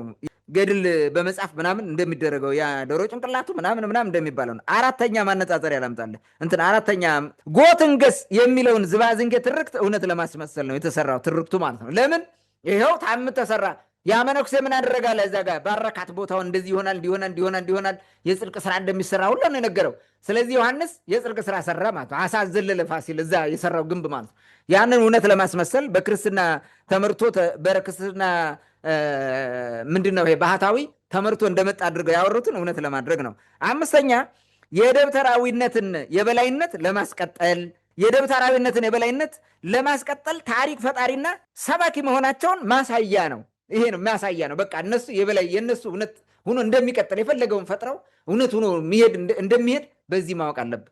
ገድል ምናምን እያሉ የሚጽፉት አብዛኛው ስለ ሀበሻ ምናምን የሚጽፉት እዚሁ ይሄ ፌክ መሆኑን በዚህ ነው የምታስበው። ለዛ ነው የእነ ተክለ ሃይማኖት ገድል የተለያየ ገድል ጽፈው በተለያየ ውሸት የቀረበበት የምታየው ማለት ነው። እራሳቸው ዝም ብለው ፈጥረው የሚጽፉት ነው። ልክ እንደዚህ የገድል በመጻፍ ዮሐንስን ቅዱስ አደረጉት ማለት ነው። እነማን ናቸው የሚያደርጉት የሚለውን አንዳንድ ነጥብ ላንሳ። አንደኛ የእነ ተክለ ሃይማኖትና ይኩኖ አምላክ አልጋ ወራሾች ማለት ነው። ያን አስጠብቀው ሲሶ መንግስት ጠብቀው መሄድ የሚፈልጉ ደብተራዎች ናቸው። ሲሶ መንግስት መብላት፣ መዝረፍ፣ ወዳቸው መሙላት፣ እጃቸውን አለስልሰው መኖር አፄ ቴዎድሮስ መጥቶ እስኪያባረረው ማለት ነው። እንደዛ የሚያደርጉት ነበሩ፣ ያን ያደረጉት ማለት ነው። ሁለተኛ ማንነታቸውን የጣሉ ወይንም ገልብጠው የለበሱ ከዛ ግልብጥ ማንነታቸው እንዳይወጡና እውነት እንዳይነገር ማለት ነው፣ እንዳያፍሩ እንዳይሸመቀቁ ማለት ነው። ሶስተኛ የስርዓቱ ተጠቃሚ ደብተራዎች ይሄ መለካውያን የሚባሉት ማለት ነው። ከስርዓቱ ተጠቃሚ የሆኑ ባለፈው ምንትዋብ የላኩት ወደ ቆላ ወገራ ሂደው ሲዋጉ ያደረገው ያ ቄስ ማለት ነው የረገማቸው እነዚህን እንደዚህ አድርጓቸው አጥፋቸው በሏቸው ምናምን ያለው ማለት ልክ እንደዛ ተጠቃሚ ነው። እሱ ስልጣን አለው፣ ተጠቃሚ ነው፣ ባራኪ ነው እዛ ውስጥ በቃ። ስለዚህ ግዴታ ተሟሙቶ እንደዛ ያደርጋል ማለት ነው። ያ የስርዓቱ ተጠቃሚ እንደዛ ከዮሐንስ ጋር ተጠግተው የስርዓቱ ተጠቃሚ የሆኑ ደብተራዎች ይህንን ይጽፋሉ ማለት ነው። በፊት ሲጎዱ የነበሩ በአፄ ፋሲለደስ የተበደሉ ሊበቀሉት ይህን ያደርጋሉ። ቀጥታ ፋሲለደስን ማንዳከስ አይቻልም፣ ከባድ ነው። ፋሲለደስ ታዋቂ ንጉስ ነው። ስለዚህ ያለ አማራጭ በተዘዋዋሪ በልጁ በኩል ትሰድበዋለህ ማለት ነው። ሌላ ዜና መዋዕል የሚጽፉ ጸሐፊዎች ናቸው። ዜና መዋዕል ነው ይሄንን እኮ የሚጀምረው። የዮሐንስን ዜና መዋዕል ስታነበው መጀመሪያ ጻድቅ ምን እያለ ነው የሚጽፈው? እንደዚህ አድርጎ የሚጽፍልህ ማለት ነው። ዋናውን የቀረውን ትርክት ግን ይነግሯቸዋል። እነሱ ያወሩታል፣ በየቤተ ክርስቲያን ይሰብኩታል ምናምን። ይሄን የሆነ ማለት ነው። በመጨረሻም ጸረ ቅማንት ኃይሎች ቅማንትነትን የሚጠሉ ማለት ነው፣ ህገ ልቦናዊነትን የሚጠሉ እውነተኛው ኢትዮጵያዊነት አበሻነትን የሚጠሉ የጥንቱን ስርዓትን ይዞ የቀጠለን የሚጠሉ ከዛ ራሳቸው ጥለው ስለወጡ ቅድም እንዳልኩት ማለት ነው። ስለዚህ ይሄ የቅማንት ጉዳይ መውጣት የለበትም ብለው ስለሚያስቡ ለዚህ ነው የአፄ ፋሲለደስን ዜና መዋዕል የደበቁት ማለት ነው፣ ወይም አቃጠሉት ወስደው ማለት እንዲህ ያደረጉበት ምክንያት በዚህ ነው ማለት ነው። ዋናው ሀሳብ አጠቃላይ ከተነሳው ጉዳይ አስቂኝ ትርክት ጋር ይሄንን ማለት ነው የሚቻለው። ታንኪዩ። መልካም እንግዲህ የአፄ ዮሐንስ አንደኛ ጻድቅነትና የተደረገለት ተአምር እንዲሁም ፖለቲካዊ አንድምታው ምን ይመስላል ለሚለው ጥያቄ በማስረጃ ላቀረብክልን ማብራሪያ በድጋሚ አመሰግናለሁ። እንግዲህ የበቃ ሰው እንደሆነ አፄ ዮሐንስ ያነሳሉ። አፄ ዮሐንስ የበቃ ሰው ከሆነ ፖለቲካ ውስጥ ምን ይሰራል የሚለው ሌላ ጉዳይ ነው። ሌላው ቤተክርስቲያንን የሚያዋርድ ነገር እዚህ ውስጥ አለ ማለት አሁን እነሱ ቤተክርስቲያን ሽፋን አድርገው ነው የሚሰሩት። ግን አፄ ዮሐንስ ንስሐ አባቱ የገዛ ሚስቱን ይዟት ባይኑ ካየው ቤተክርስቲያን ያዋርዳል። ለምሳሌ ከዛ በኋላ ይህ ካህን የአፄ ዮሐንስን ሚስት ይዞ የተገኘው ካህን ምን እንደተወሰነበት ምን እንደተቀጣ የተባለ ነገር የለም። እንደውም ቅድም ያነሳው አሳውን ራሱ የተጠበሰው አሳ አፍ አውጥቶ ተናግሮ ወደ ባህር እንዲገባ እነሱ ተናግረው ወደ ባህር እንዲገባ ነፍስ እንዲዘራ አድርገውታል። ስለዚህ እሱ ጻድቅ መሆኑን ለመመስከር ብለው ቤተክርስቲያን የሚያዋርድ ነገርም እዚህ ጋር ጥለው አልፈዋል። ያ ምንድን ነው? ካህንን ክህነት እንዴት ነው መቀጠል የሚችለው? ማለት የሰው ሚስት ነው፣ ከሰው ሚስት ጋር ነው የተኛው እኮ ጭራሽ ደግሞ ማለት ነው። ምን ነው ባለትዳርም ባልሆነች። ስለዚህ ክህነት እንዴት ነው የሚቀጥለው? ቤተክርስቲያን ውስጥ እንዴት ነው መኖር ያለበት የሚለውን እሱን እንኳን ካህን ቀርቶ ተራ ምእመን እንኳን የጨዋ ህዝብ እንኳን እንዴት ነው ክርስትናን ይዞ መቀጠል ያለበት የሚለው እሱን የሚያዋርድ ነገር ነው። እና አንዳንዴ እርስ በራሱ የሚጋጭ ነገር ይዘው ይመጣሉ። ይሄ ቤተክርስቲያን ያዋርዳል። ሆነ ለመናገር እኔ ቆም ብላችሁ ብታስቡት፣ ወይም ደግሞ ያ ካህን የተቀጣው ክህነቱን የተቀማበት ንስሐ የገባበት ሌላ ታሪክ ፈጥረው ተናግረው ቢሆን ኢትስ ኦኬ። ግን ይህ በጣም ትልቅ እንትን ነው፣ ቤተክርስቲያን የሚያዋርድ ተግባር እንደሆነ እዚህ ጋር ማየት ይቻላል ማለት ነው። ወደ ሶስተኛው ጥያቄ እንለፍና ወይም የሚቀጥለው ጥያቄ ደግሞ በፊት አንስተነዋል። ይህን ጉዳይ የሆነ ጊዜ አንስተነው እናውቃለን። የእትዬ ምንትዋብ ጉዳይ ነው የምናነሳው። እንግዲህ የእትዬ ምንትዋብ አዳራሽ የሚባለው ሽነው አዳራሽ ተባለ እያሉ ባለፈው የተለያዩ ደብተራዎች የተናገሩትን በየራሳቸው ማለት ሽነዋ የሚለው ትርጉሙ ራሱ ከተለያየ አቅጣጫ ትርጉም እንዳለው አድርገው ያወሩት የሚጋጭ ራስ በራሱ ማለት ነው። እንግዲህ የእትዬ ምንትዋብ ሽነው አዳራሽ ደብተራዊ ቀልድና ታሪካዊ አንድምታው ምን ይመስላል? በተመሳሳይ ልክ አፄ ዮሐንስ ላይ ሌሎችም ላይ እንደሰሩት ማለት ነው። ምንድን ነው የሚመስለው? አሁን የሽነው አዳራሽ የሚለው ከዚህ በፊትም ስላነሳ ነው። ምናልባት ይህም ከዚህ ጋር ማስረጃዎችን አያይዘህ ብታነሳ መልካም። የእቴጌ ምንትዋብን አዳራሽ ደብተራው ሸናበት ተሰብስቦ ማለት ነው በማህበር ተደራጅቶ እዛው አዳራጁ ላይ ቆም ተነስ ብለህ ብዛ እንትኑን ምንድን ነው ሱሪያቸውን እንትን አድርገው አንድ አዳራሽ አስበው እንትኑን ራሱ ማለት ነው ሀሳቡን ራሱ አስበው እንዴት እንደሚሆን ማለት ነው። እዛ አዳራሽ ውስጥ አንተ እንደነበርክ አስበው ምን እንደሚሆን ማለት ነው። እንደዚህ አይነት የማይመስል ትርክት የፈጠሩ ይህን የፈጠረው የፋርጣው ደብተራ ነው። እንትን ያደረገው ቁጭ ብሎ ስራ ሲፈታ እና ሽንዋም ምን ብለን እንተርጉማት ደግሞ እቺ ቋረኛ ወይ ሌላ ቋንቋ እንደሆነች ትገባናለች፣ ስለዚህ እንቀይራት ይነግሯቸዋል። በቋረኛ ቋንቋ ነው ተብሎ አዳራሽ ማለት ነው ብለው ነግሯቸዋል። ስለዚህ ለመቀየር ደሊብሬትሊ ሲያስቡ ሲያወጡ ሲያወርዱ ቆይተው ያመጡት ነገር ነው ማለት ነው። ትርክቱ እንደዚህ ነው። ምንድነው ትርክቱ? የእቴጌ ምንትዋብ ግብዣ ጋበዘች መጀመሪያ ማለት ነው። ግብዣ ጋብዛ እዛ አዳራሽ ላይ ቀረበ እና ደብተራው እነሱ ሊቃውንቱ ነው የሚሉት ሊቃውንቱ በለው እዛው እንግዲህ እነሱ ሊቃውንት ከሆኑ ሊቃውንት ደብተራው ምን ያደርጋል? ጠጅ አለ ምን አለ የሚበላለ በሉ። የመጀመሪያው ግብዣ ይሄኛው ግብዣ ስጋው አልጣማቸውም ማለት ጥሩ ስጋ አይደለም አሉ። እንግዲህ ገንታራ ስጋ ምናምን ሆኖባቸው ይሆናል የገነተረ ምናምን። ምን ያደረገ ቀና ብሎ አዳራሹ ላይ ያለውን እንትን ይሄ ወጋግራው ምናምን የተሰራውን ጣራውን እያየ ይሄ እንጨት ምንድን ነው ይላል አንደኛው ማለት ነው። ሌላው ምን ይላል? ግማርዳ ነው ይላል። አሁን ግማርዳ የሚባል እንጨት ስላለ ግማርዳ ነው አለ ነው። ትርክቱን ነው የፈጠሩት። በነገራችን ላይ ግማርዳ ነው። ደብተራ ቅኔ የሚለው እንደዛ ነው። ዳብል ትርጉም ያለውን ነገር እየፈለገ በቃ ይሄን ነው። ሽናዋ ዳብል ትርጉም ነው። ግማርዳ ዳብል ትርጉም ነው። እንደዛ እያደረገ ነው። ግሙን አርዳ ማይረባውን አርዳ ነው ማለት ነው። ይሄንን ቅኔ እርሷ ተረዳችውና ተናደደች። ስለዚህ በሌላ ቀን ደብተራውን ለመበቀል ምን ሰራች አሉ? ሌላ ግብዣ። በጣም ጥሩ የሆነ የሰባ በሬ ያረደች፣ ጥሩ ስጋ፣ ጠጅም ጠላም ሁሉም ነገር ተዘጋጀ። ጥሪ ጠራች። ጥሪው አዳራሽ ላይ ግን ከአዳራሹ በላይ በር ተጽፏል። ሕግ አለው። ከገባ ማንም አይወጣም። ድግሱ አልቋል፣ ውጡ እስከምትባሉ አትወጡም። ከገባችሁ ሽንት ምናምን የሚባል ነገር የለም። በዚህ ተስማምተው ገቡ። ምክንያቱም ሆዱ ይቀድማል ለደብተራ፣ እነሱ በሚሉት ማለት ነው። ገባ፣ ሁሉም አዳራሹ ሞላ።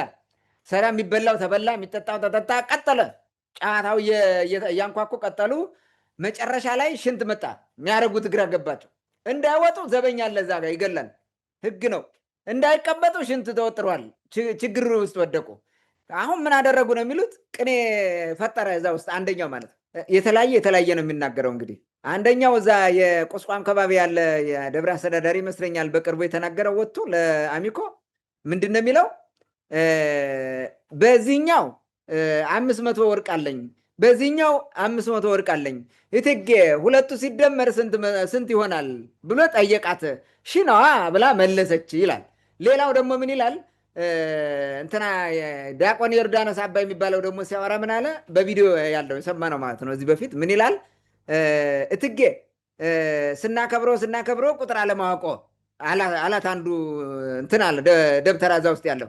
ምን ነው ስትል፣ ምን አድርጌ ነው ስትል፣ እኔ ነኝ ቁጥር ማላውቅ ነው እንጂ እኔ ነኝ ቁጥር ማላውቅ፣ እኔ ተጌ ቁጥር እኔ ነኝ ማላውቅ ስትል፣ እንግዲህ አሁን ልፈትነዎት ይላል። እሺ ፈትነኝ። 500 እና 500 ስንት ነው? ሽነዋ ሲል ወገን ተፈቅዷል ብሎ ነገራቸው። ከዛ አዳራሹን በሽንት አጨማልከው ወጥቶ ሄዷል። እንዲህ ነው። ዙሮ ሁለቱም የነገሩን ምንም ይሁን ምን አፈታተኑ። ሁለቱም የነገሩን ምንድን ነው የሚለው? አዳራሹ ላይ ሰዎቹ ሸንተውበት ሄዱ ማለት በሙሉ። አሁን ተበቀሉ ማለት ነው። እሷ ለፈተና ያደረገችው እነሱ ገልብጠው እሷን አዋርደው ሄዱ። አዳራሿን ሸንተውበት ሄዱ። ኦኬ፣ እንደዚህ ሸንቶ ቢሄድ ዝም ትላለች? እቴጌን የምታክል የደብተራ አባቱ ማን ነው? ጋኔን ካልሆነ የወለደው ደብተራን ማን ነው? ዲያብሎስ ካልሆነ የወለደው ደብተራን ማን ነው የወለደው ብላ የጠየቀች ንግስት እንዴት ነው እንደዛ አፉን የሚያላቀቅባት? ራሱ ቁጥር አታቂም። ስናከብርሽ ቁጥር አናቂም። ለጓደኛህ እንኳን እንደዚህ ብለህ አትጠይቀውም፣ አክብርህ ካልሆነ በስተቀር ማለት ነው። ለዛም የሃይማኖት እንትን ሰባኪ የሚባለው ሊቃውንት ተብሎ ማለት ነው። ስናከብረውት ነው። ስናከብርሽ ቁጥር አታቂም። ምን አይነት ንግግር ነው የራሱ በራሱ ማለት ነው። ሌላስ እስኪ ሽነዋ ቢባል ኦኬ ፈቅደሻል፣ ይኸው ሽነዋ ብለሽኛል፣ ልንሸና ነው እና ልንወጣ ነው ብለን መውጣት ያለብህ እንጂ አዳራሹን አርሰውት ወጥ እኮ ነው የሚሉት። እንዲህ አይነት ነገር ይሄ ነው ትርክቱ ማለት ነው። ይሄ በጣም አዋራጅና አስቂኝ ትርክት ነው። እንግዲህ ይህን ትርክት ጎንደር ከተማ ውስጥ የነበሩ የቅማንት ማሳያ የሆኑ መረጃዎቹን ከምድረ ገጽ የማጥፋት ስራ መስራታቸው ነው። ደብተራዎች ቁጭ ብለው ይሄንን የፈጠሩት ማለት ነው። ስራ ፈት ነው። ያው ስራ ሲፈታ ቁጭ ብሎ እየጠጣ ይሄንን የሚያወራው እንዲህ አድርጎ ከዛ በኋላ ቀን አድርጎ ይዞት መጥቶ ይሄንን ትርክት ፈጥሮ ነገርን ማለት ነው። ከዛ ጎንደር አካባቢ ሽነዋ ሚል የቅርብ ጊዜ ነው። በነገራችን ላይ 500 እና 500 ስንት ነው ሽነዋ እንዲህ እያሉ የሚያወሩት ደብተራው፣ በተለይ ደግሞ የፋርጣው ደብተራ የፈጠረው ነው ማለት ነው። በነገራችን ላይ ይሄ እኮ ይቀጥላል። የመቀየር እንትናቸው ይቀይራል። ለምሳሌ ይሄ የቅማንት የሆኑትን እያጠፉ በአማርኛ የመቀየር ጉዳይ ይቀጥላል። ለምሳሌ ማዕከል ግንብ የሚባለውን መናገሻ ግንብ፣ ፋሲል ግንብ አሉት። አፄ ፋሲል ራሱ ማዕከል ግንብ ብሎ ነው ስም ያወጣለት ግንቡን ማለት። ከዛ ደግሞ የዮሐንስ ግንብ ደግሞ ማን ነው የሚባል? አይክል ግንብ ነው የሚባለው። ተጽፏል። ይሄ በዜና መዋዕላቸው ነው የተጻፈው። አሁን ምለው ወደ የተቀየሩት ፍቅር ግንብ አሉት። አማርኛ ያደረጉት ማለት ነው። ኦኬ፣ ሽንጓን ወደ ምን ቀየሩት? ሽንጓ ማለት አዳራሽ ማለት ነው። በራሱ ትልቅ ቤት ማለት ነው። ትልቅ አዳራሽ ማለት ሽንጓ ይባላል። ስለዚህ ይሄንን ወደ ምን ቀየሩት? ሽናዋ ቀየሩት ማለት ነው። መቀየር የቀራቸው እንግዲህ በሚቀጥለው ይቀይራሉ እኮ ይቀጥላሉ። በሚቀጥለው ምንን ሊቀይሩ ይችላል? ወንበር በርን ይቀይሩታል። ኳሊ በርን ይቀይሩታል። እንጎረጎባሽ የሚለውን ይቀይሩታል። እንቁጣጣሽን መቀየራቸው አይቀርም። ምክንያቱም እንቁጣጣሽ እንደሆነ ነግረናቸዋል እኛ። እንጎረጎባሽም እሱን ነግረናቸዋል። ተርጉመ ነው ማለት ነው በደንብ አድርገን። ስለዚህ ይህን ሁሉ መቀየራቸው አይቀርም በሂደት ማለት ነው። የቅማንት የሆነን ነገር ዱካ የማጥፋት ስራ ነው የሚሰሩት ማለት ነው። ዓላማው ምንድን ነው? ታሪክን ቅየራ ነው። ታሪክን ማጥፋት ይሄ የተለመደ ባህሪያቸው ነው። እሱን እያደረጉት ያሉት ማለት ነው። ሌላው የጎንደርን ባለቤትነት መቀማት ነው። ቅማንት የጎንደር ባለቤት ነው። ስለዚህ ያንን ትቀማለህ። የጎንደር ባለቤትነትን የነሱ ያደርጉታል ማለት ነው። ቅማንትን አቅልጦ ማጥፋት መዋጥ ነው። ስትቀማየው ህዝቡን አማራ አድርገህ አቅልጠህ ታጠፋውና ትወስደዋለህ እንጂ የነበረውን የቀደመው እንደያዘ አትፈቅድለትም ማለት ነው። ለዚህ ነው። ስለዚህ የደብተራው የበላይነት ይቀጥላል ማለት ነው። እንደዛ አድርገው እንደፈለገ ይቀጥላሉ። የውሸታቸውን ትርክት ሁሉ ያን ሁሉ ታሪክ ማስቀጠል ይፈልጋሉ። እንዳይጋለጥባቸውም ይፈራሉ። ትልቁ ችግራቸው ይህንን ታሪክ እንዳይጋለጥባቸው ጠብቀው መኖር ነው። ያን ለማድረግ ምንድነው የሚያጋልጣቸውን ነገር መቀየር ነው። ለነገሩ እኔ ሁሉን ቀይረው ይችሉታል ብዬ አላስብም። ከመቀየር ከሆነ እንግዲህ እንትናን ሁሉ መቀየር አለብህ። እነ ዳራ ገንዳን መቀየር አለብህ።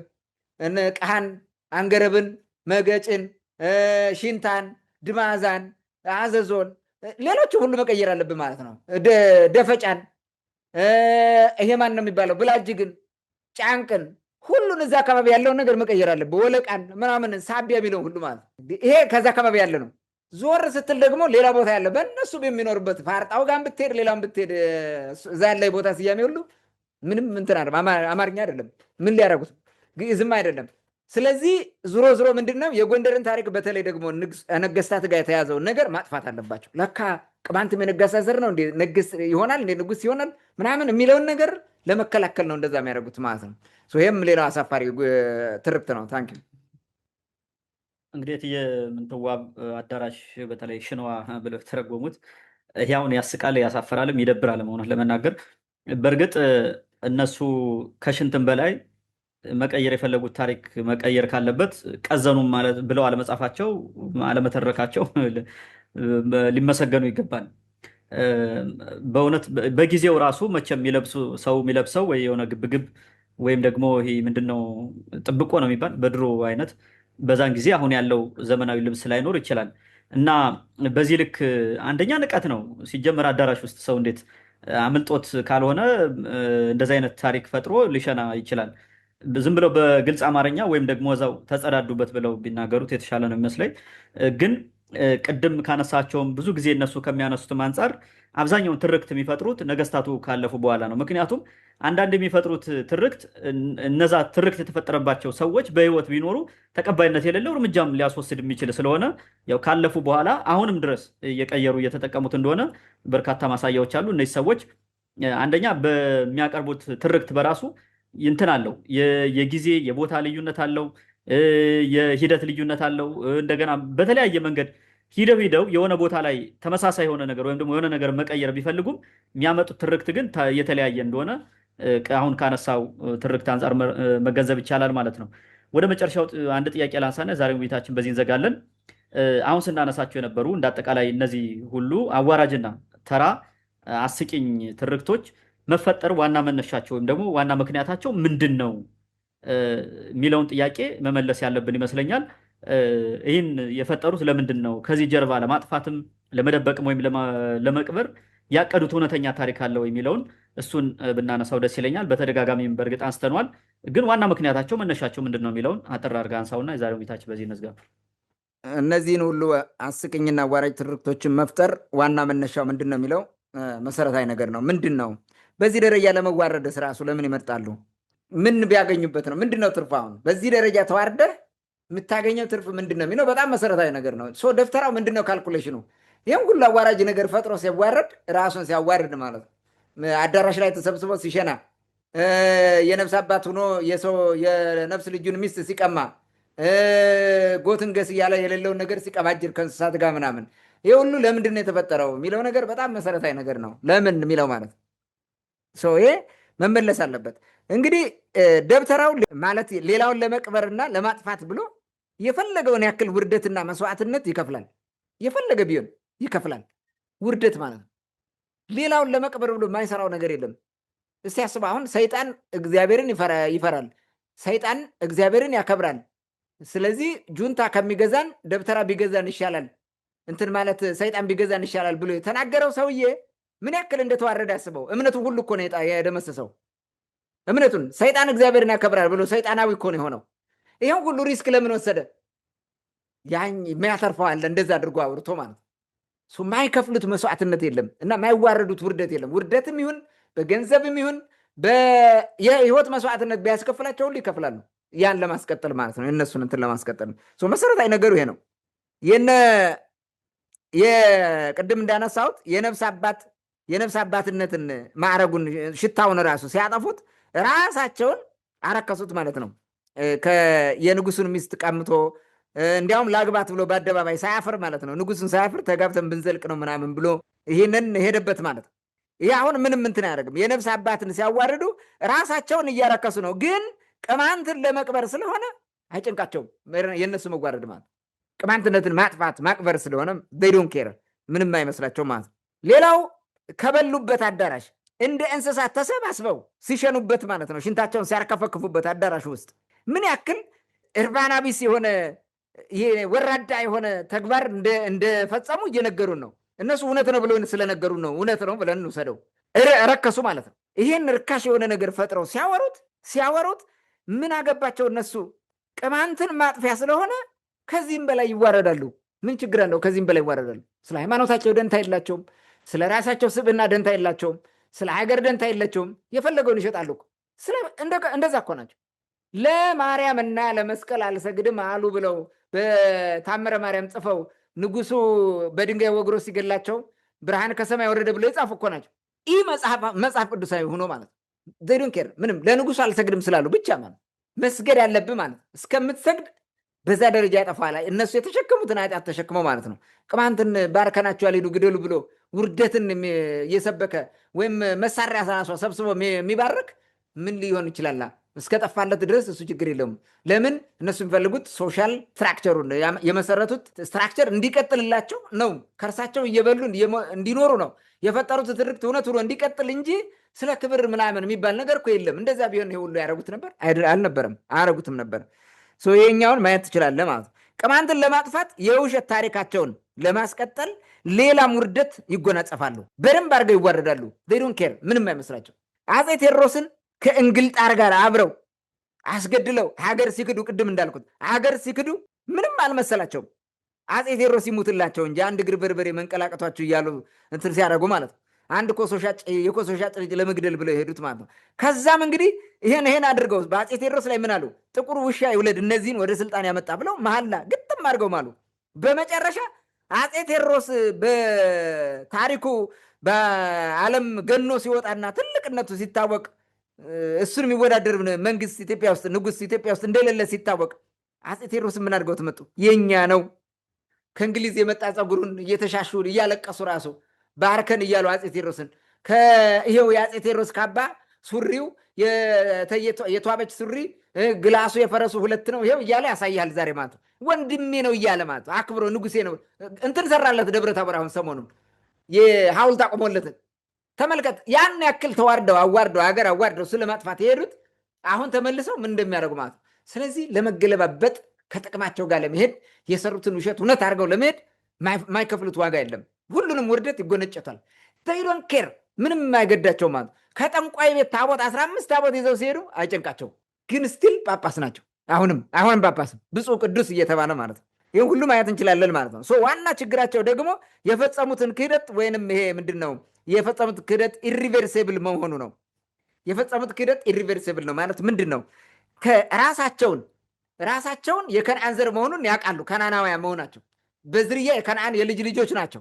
ቅማንቱ እንደሚነግረን፣ ነገደ ወይጦ እንደሚነግረን፣ ሽናሻዎቹ እንደሚነግሩን ከዛ ዘር የመጣ ነው። አባ ጊዮርጊስ ዘጋስጫ እንደነገሩን ኢትዮጵያውያን ከናናውያን ናቸው ብለው ነግሮናል። የከነአን ልጆች እንደሆኑ ማለት ነው።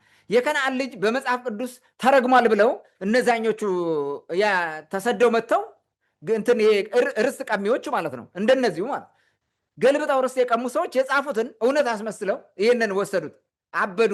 ስለዚህ ከከነአንነት ወጥተን ምን እንሆናሉ? ሴማዊ እንባል። እንዴት እናድርግ? በቃ ማክዳ ከሰለሞን ወልዳለች ብለን እንጻፍ አሉ። ከግብፃውያን ጋር ተማክረው ጽፈው መጡ።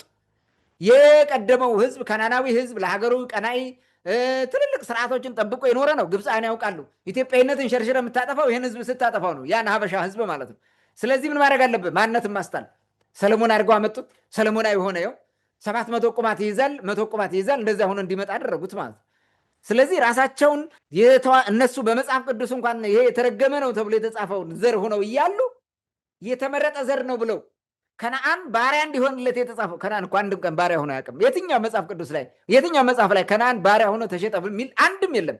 እነ መልከጼዴቅን የወለደ ትልቅ ህዝብ እኮ ነው። ግን በዛ መንገድ ስለተዋረደ እነሱም ከዛ ትልቅ ደግነት ክብረ ከነአንነት ወጥተው ባለ 700 ዕቁባት ሆነው ምሳሌ አድርገው መጥተው እሱን ይዘውት ሄዱ ማለት ነው። ኢሪቨርሲብል ነው። ይሄን ተመልሰህ ወደ ከነአንነት አትመጣም። እንደዛ ረግመውት ስለሄዱ ማለት ኢሪቨርሲብል ነው ማለት ማይመለስ ነው ማለት ነው። ተመልሶ ወደዛ አይመጣም። ተዋርደው አንዴ ስለሄዱ ማለት። ስለዚህ ላለመመለስ ሁልጊዜም ያለ ማስቀጠል ይታገላሉ፣ ይታትራሉ ማለት ነው። ልክ ዳንኤል ክብረት ወደ ብልጽግና ሰተት ብሎ ከገባ በኋላ እንደማይመለስ ያውቃል። ያለው ምርጫ የሚጽፈው ነው። ተመልከተው፣ የሚያደርገውን ተመልከተው። ተራ የሆነ አሁን ይሄ እኔ እንዲያውም እንትን ይሄ ፋናና ኢቢሲ የሚባለው ላይ የሚለቀቁት ከነ ደብረ ጽዮን ጋር ካርቱን እየሰራ የሚውለው እሱ ይመስለኛል ሳስበው ራሱ። በቃ እንደዛ ሄደ፣ ገባ፣ ጠፋ። ልክ እነዚህም እንደዛ ነው ያደርጉት። መመለስ አይፈልጉም ወደዛ። ስለዚህ የግዴታ ያን የጠፉበትን ታሪክ ማስቀጠል ይፈልጋሉ። ስለዚህ ማንኛውም አይነት ውርደት ይዋረዱታል ማለት ነው። ማንኛውም አይነት ሞት ይሞቱታል። የፈለገውን ያክል መስዋዕትነት ይከፍላሉ። በዛ ምክንያት ነው የጽንፈኛ ሆነው የሚቀጥሉበት ማለት ነው። ስለዚህ ከተረገመው ከነአን ሸፍተው ወደዛኛው ስለሄዱ ነው። ሌላው ከ1261 ዓመተ ምህረት የዛጉዌ ሥርወ መንግስት ከወደቀ ጀምሮ አገርን በቅጥፈት ሰለሞናዊነት ገዝተውታል። አሁን ሰለሞናዊ እንዳልሆኑ ስትነግራቸው ምን ይላሉ? ያምራሉ። ትልቅ ችግር ይመጣባቸዋል። መከራ ነው የሚመጣባቸው። ለእነሱ ህሊናቸው ውስጥ ነው። በነገራችን ላይ በእንትንማ እኮ ቢመለሱ እፎይ በቃ ሀገሪቱ ሁሉ ሰላም ትሆን ነበር። እነዚህ ጋር በቃ ሰላም ትሆን ነበር። ይሄ ሁሉ ችግር አይመጣም ነበረ። ግን መመለስ ስለማይችሉ ነው። ኢሪቨርሲብል የሆነ ነው። ከዚህ መመለስ አይፈልጉም። የፈለገ ራሳቸውን አንዴ ሰቅለዋል። ተራራነን ብለው ነው የነገሩን። ይሄ ሁሉ የሚያደርገው ደብተራው ነው፣ ተራው ሰው አይደለም። ስለዚህ ኢሪቨርሲብል ነው፣ ማይመለስ ነው ማለት ለዚህ ነው። ለምን ይመስልሃል? ፋርጣ በትግራይ ጦርነት ሰይጣን ይግዛን ደሜን መጠጠው ነበር ወዘተ ወዘተ እያለ ክፉ ነገር የሚያዋርዱ ነገሮችን ያደረገው ዝመት እያለ ሰው ሲቀሰቅስ የነበረው የቤተ ክርስቲያን ብር እያወጣ ሲሰጥ የነበረው እነዚህ ሰዎች አብደዋል በሳትና ጥምቃቸው ሲል የነበረው ይህን እነዚህ ለምን ይመስላል? ዋና እንትኑ የትግራይ ጥላቻ አይደለም። ዋና እንትኑ ማለት ነው የቲፒኤልኤፍ ጥላቻ አልነበረም። ለምንድነው ቲፒኤልኤፍን የጠሉት? በዛ ደረጃ እንትን እንዲሆን ያፈለጉት ቲፒኤልኤፍ ካልጠፋ የብሔር ፌዴራሊዝም አይጠፋም ነው። የብሔር ፌዴራሊዝም ካልጠፋ ደግሞ ቅማንት የሚባለው ይቀጥላል። የቀደመ ጥለነው የሄድነው ማንነታችን ጎልቶ ይወጣና እንዋረዳለን ነው። ቅማንት ይነሳል ተብሎ በትንቢት ሁሉ ተነግሯቸው ስለነበረ ማለት ነው። ስለዚህ ይሄ ነው ዋና እንትኑ ማለት ህብረ ብሔር ፌዴራሊዝም የሚባለው ለመጥፋት መመታት ያለበት ቲፒኤልኤፍ ነው ተብሎ አቅደው ነው የሰሩት። ይሄን ያደረጉት ያ ሁሉ ውርደት የተዋረዱት ቲፒኤልኤፍን ለማጥፋት ነው። የአሁኑ አጋጣሚ ቲፒኤልኤፍ አልጠፋላቸውም። ስቲል እስከዛሬ ያለ የሚጠፋም አይመስለኝም ከዚህ በኋላ ያው ውርደታቸውን ሸምጥጠውት ዝም ይላሉ። ሌላ ነገር ይመጣል። ቲፒኤልኤፍ ቢመጣ ደግሞ ከእሱ ጋር ይጠጋሉ። ምንም ማድረግ አይችሉም። እንደዛ ነው የሚያደርጉት። ስለዚህ ዋቴቨር ውርደት ከድንቁርናቸው አጽንቶ እስካስቀጠላቸው ወይም እስካቆያቸው ድረስ ይዋረዱታል። በቃ ለዛ ነው እንዲህ ካረጉ በኋላ እኮ ነው እኛ ጥበብ ያጣ ነው። ጥበብ ይኸው ያቅድም ያልኩት 1261 ያልኩ ጊዜን አስበው። የዛጉዌ ሥርወ መንግስት ከወደቀ በኋላ ምን ጥበብ ተሰራ? ምን ጥበብ ተሰራ? የለም። ኦኬ ጎንደር ላይ ሲመጣ የድሮውን እንደያዙ ስለነበረ ስላልተቀየሩና በህገ ልቦናው ስርዓት ስለነገሰ በድሮ ስርዓት ጥበብ ስለነገሰ አፄ ፋሲለደስ የጎንደር እንትን አድጓል። ያን ታይቷል። ትልቁ ነገር ተገለጠ ማለት አፄ ፋሲለደስ ነው ሁሉ ነገር የሰራው። በዛ ደረጃ በአንድ ልብ ሆነው ሁሉም ህዝብ የእውነተኛ ንጉስ ነገሰልን ብሎ ተባብሮ ጥበብን ገልጦ የሰራው በዛ ጊዜ ነው። ከዛ በኋላ የለም። ያን በመከራ ጊዜ ሆኖ እንደው ያንን የሰራው ማለት ከዛ በኋላ ጠፋ። አፄ ቴዎድሮስ ይዞት መጣ። እሱንም ተሆ ብለው አጠፉት። ከዚህ በኋላ ምን አለ? ምንም። ፕሪፈር ይሄ ድንቁርናን ማለት ነው። በደንብ አድርገው ይመርጡታል። መደንቆር፣ ጥበብ አልባ መሆን፣ ባዶ መሆን፣ ዶማ መሆን፣ ስትጋደል መኖር፣ ይሄንን ቅኔ እየተቀኘ ምናምን መኖር። ቅኔ ተቀኝተ ለፍልፈ ምናምን የምታመጣው ነገር እኮ ጠብ የሚል ነገር የለም። ቅኔ ትቀኝ ትችላለህ። በቃ በዛ ጊዜ የሚገርም እንትን ልታደርገው ምንም የምትበላም ነገር ወደ መሬት የሚወርድ ጠብ የሚል ነገር የለውም። ቅዠት ብቻ ነው። ምንም ነገር የለውም። ሁነ መገኘት አትችልም።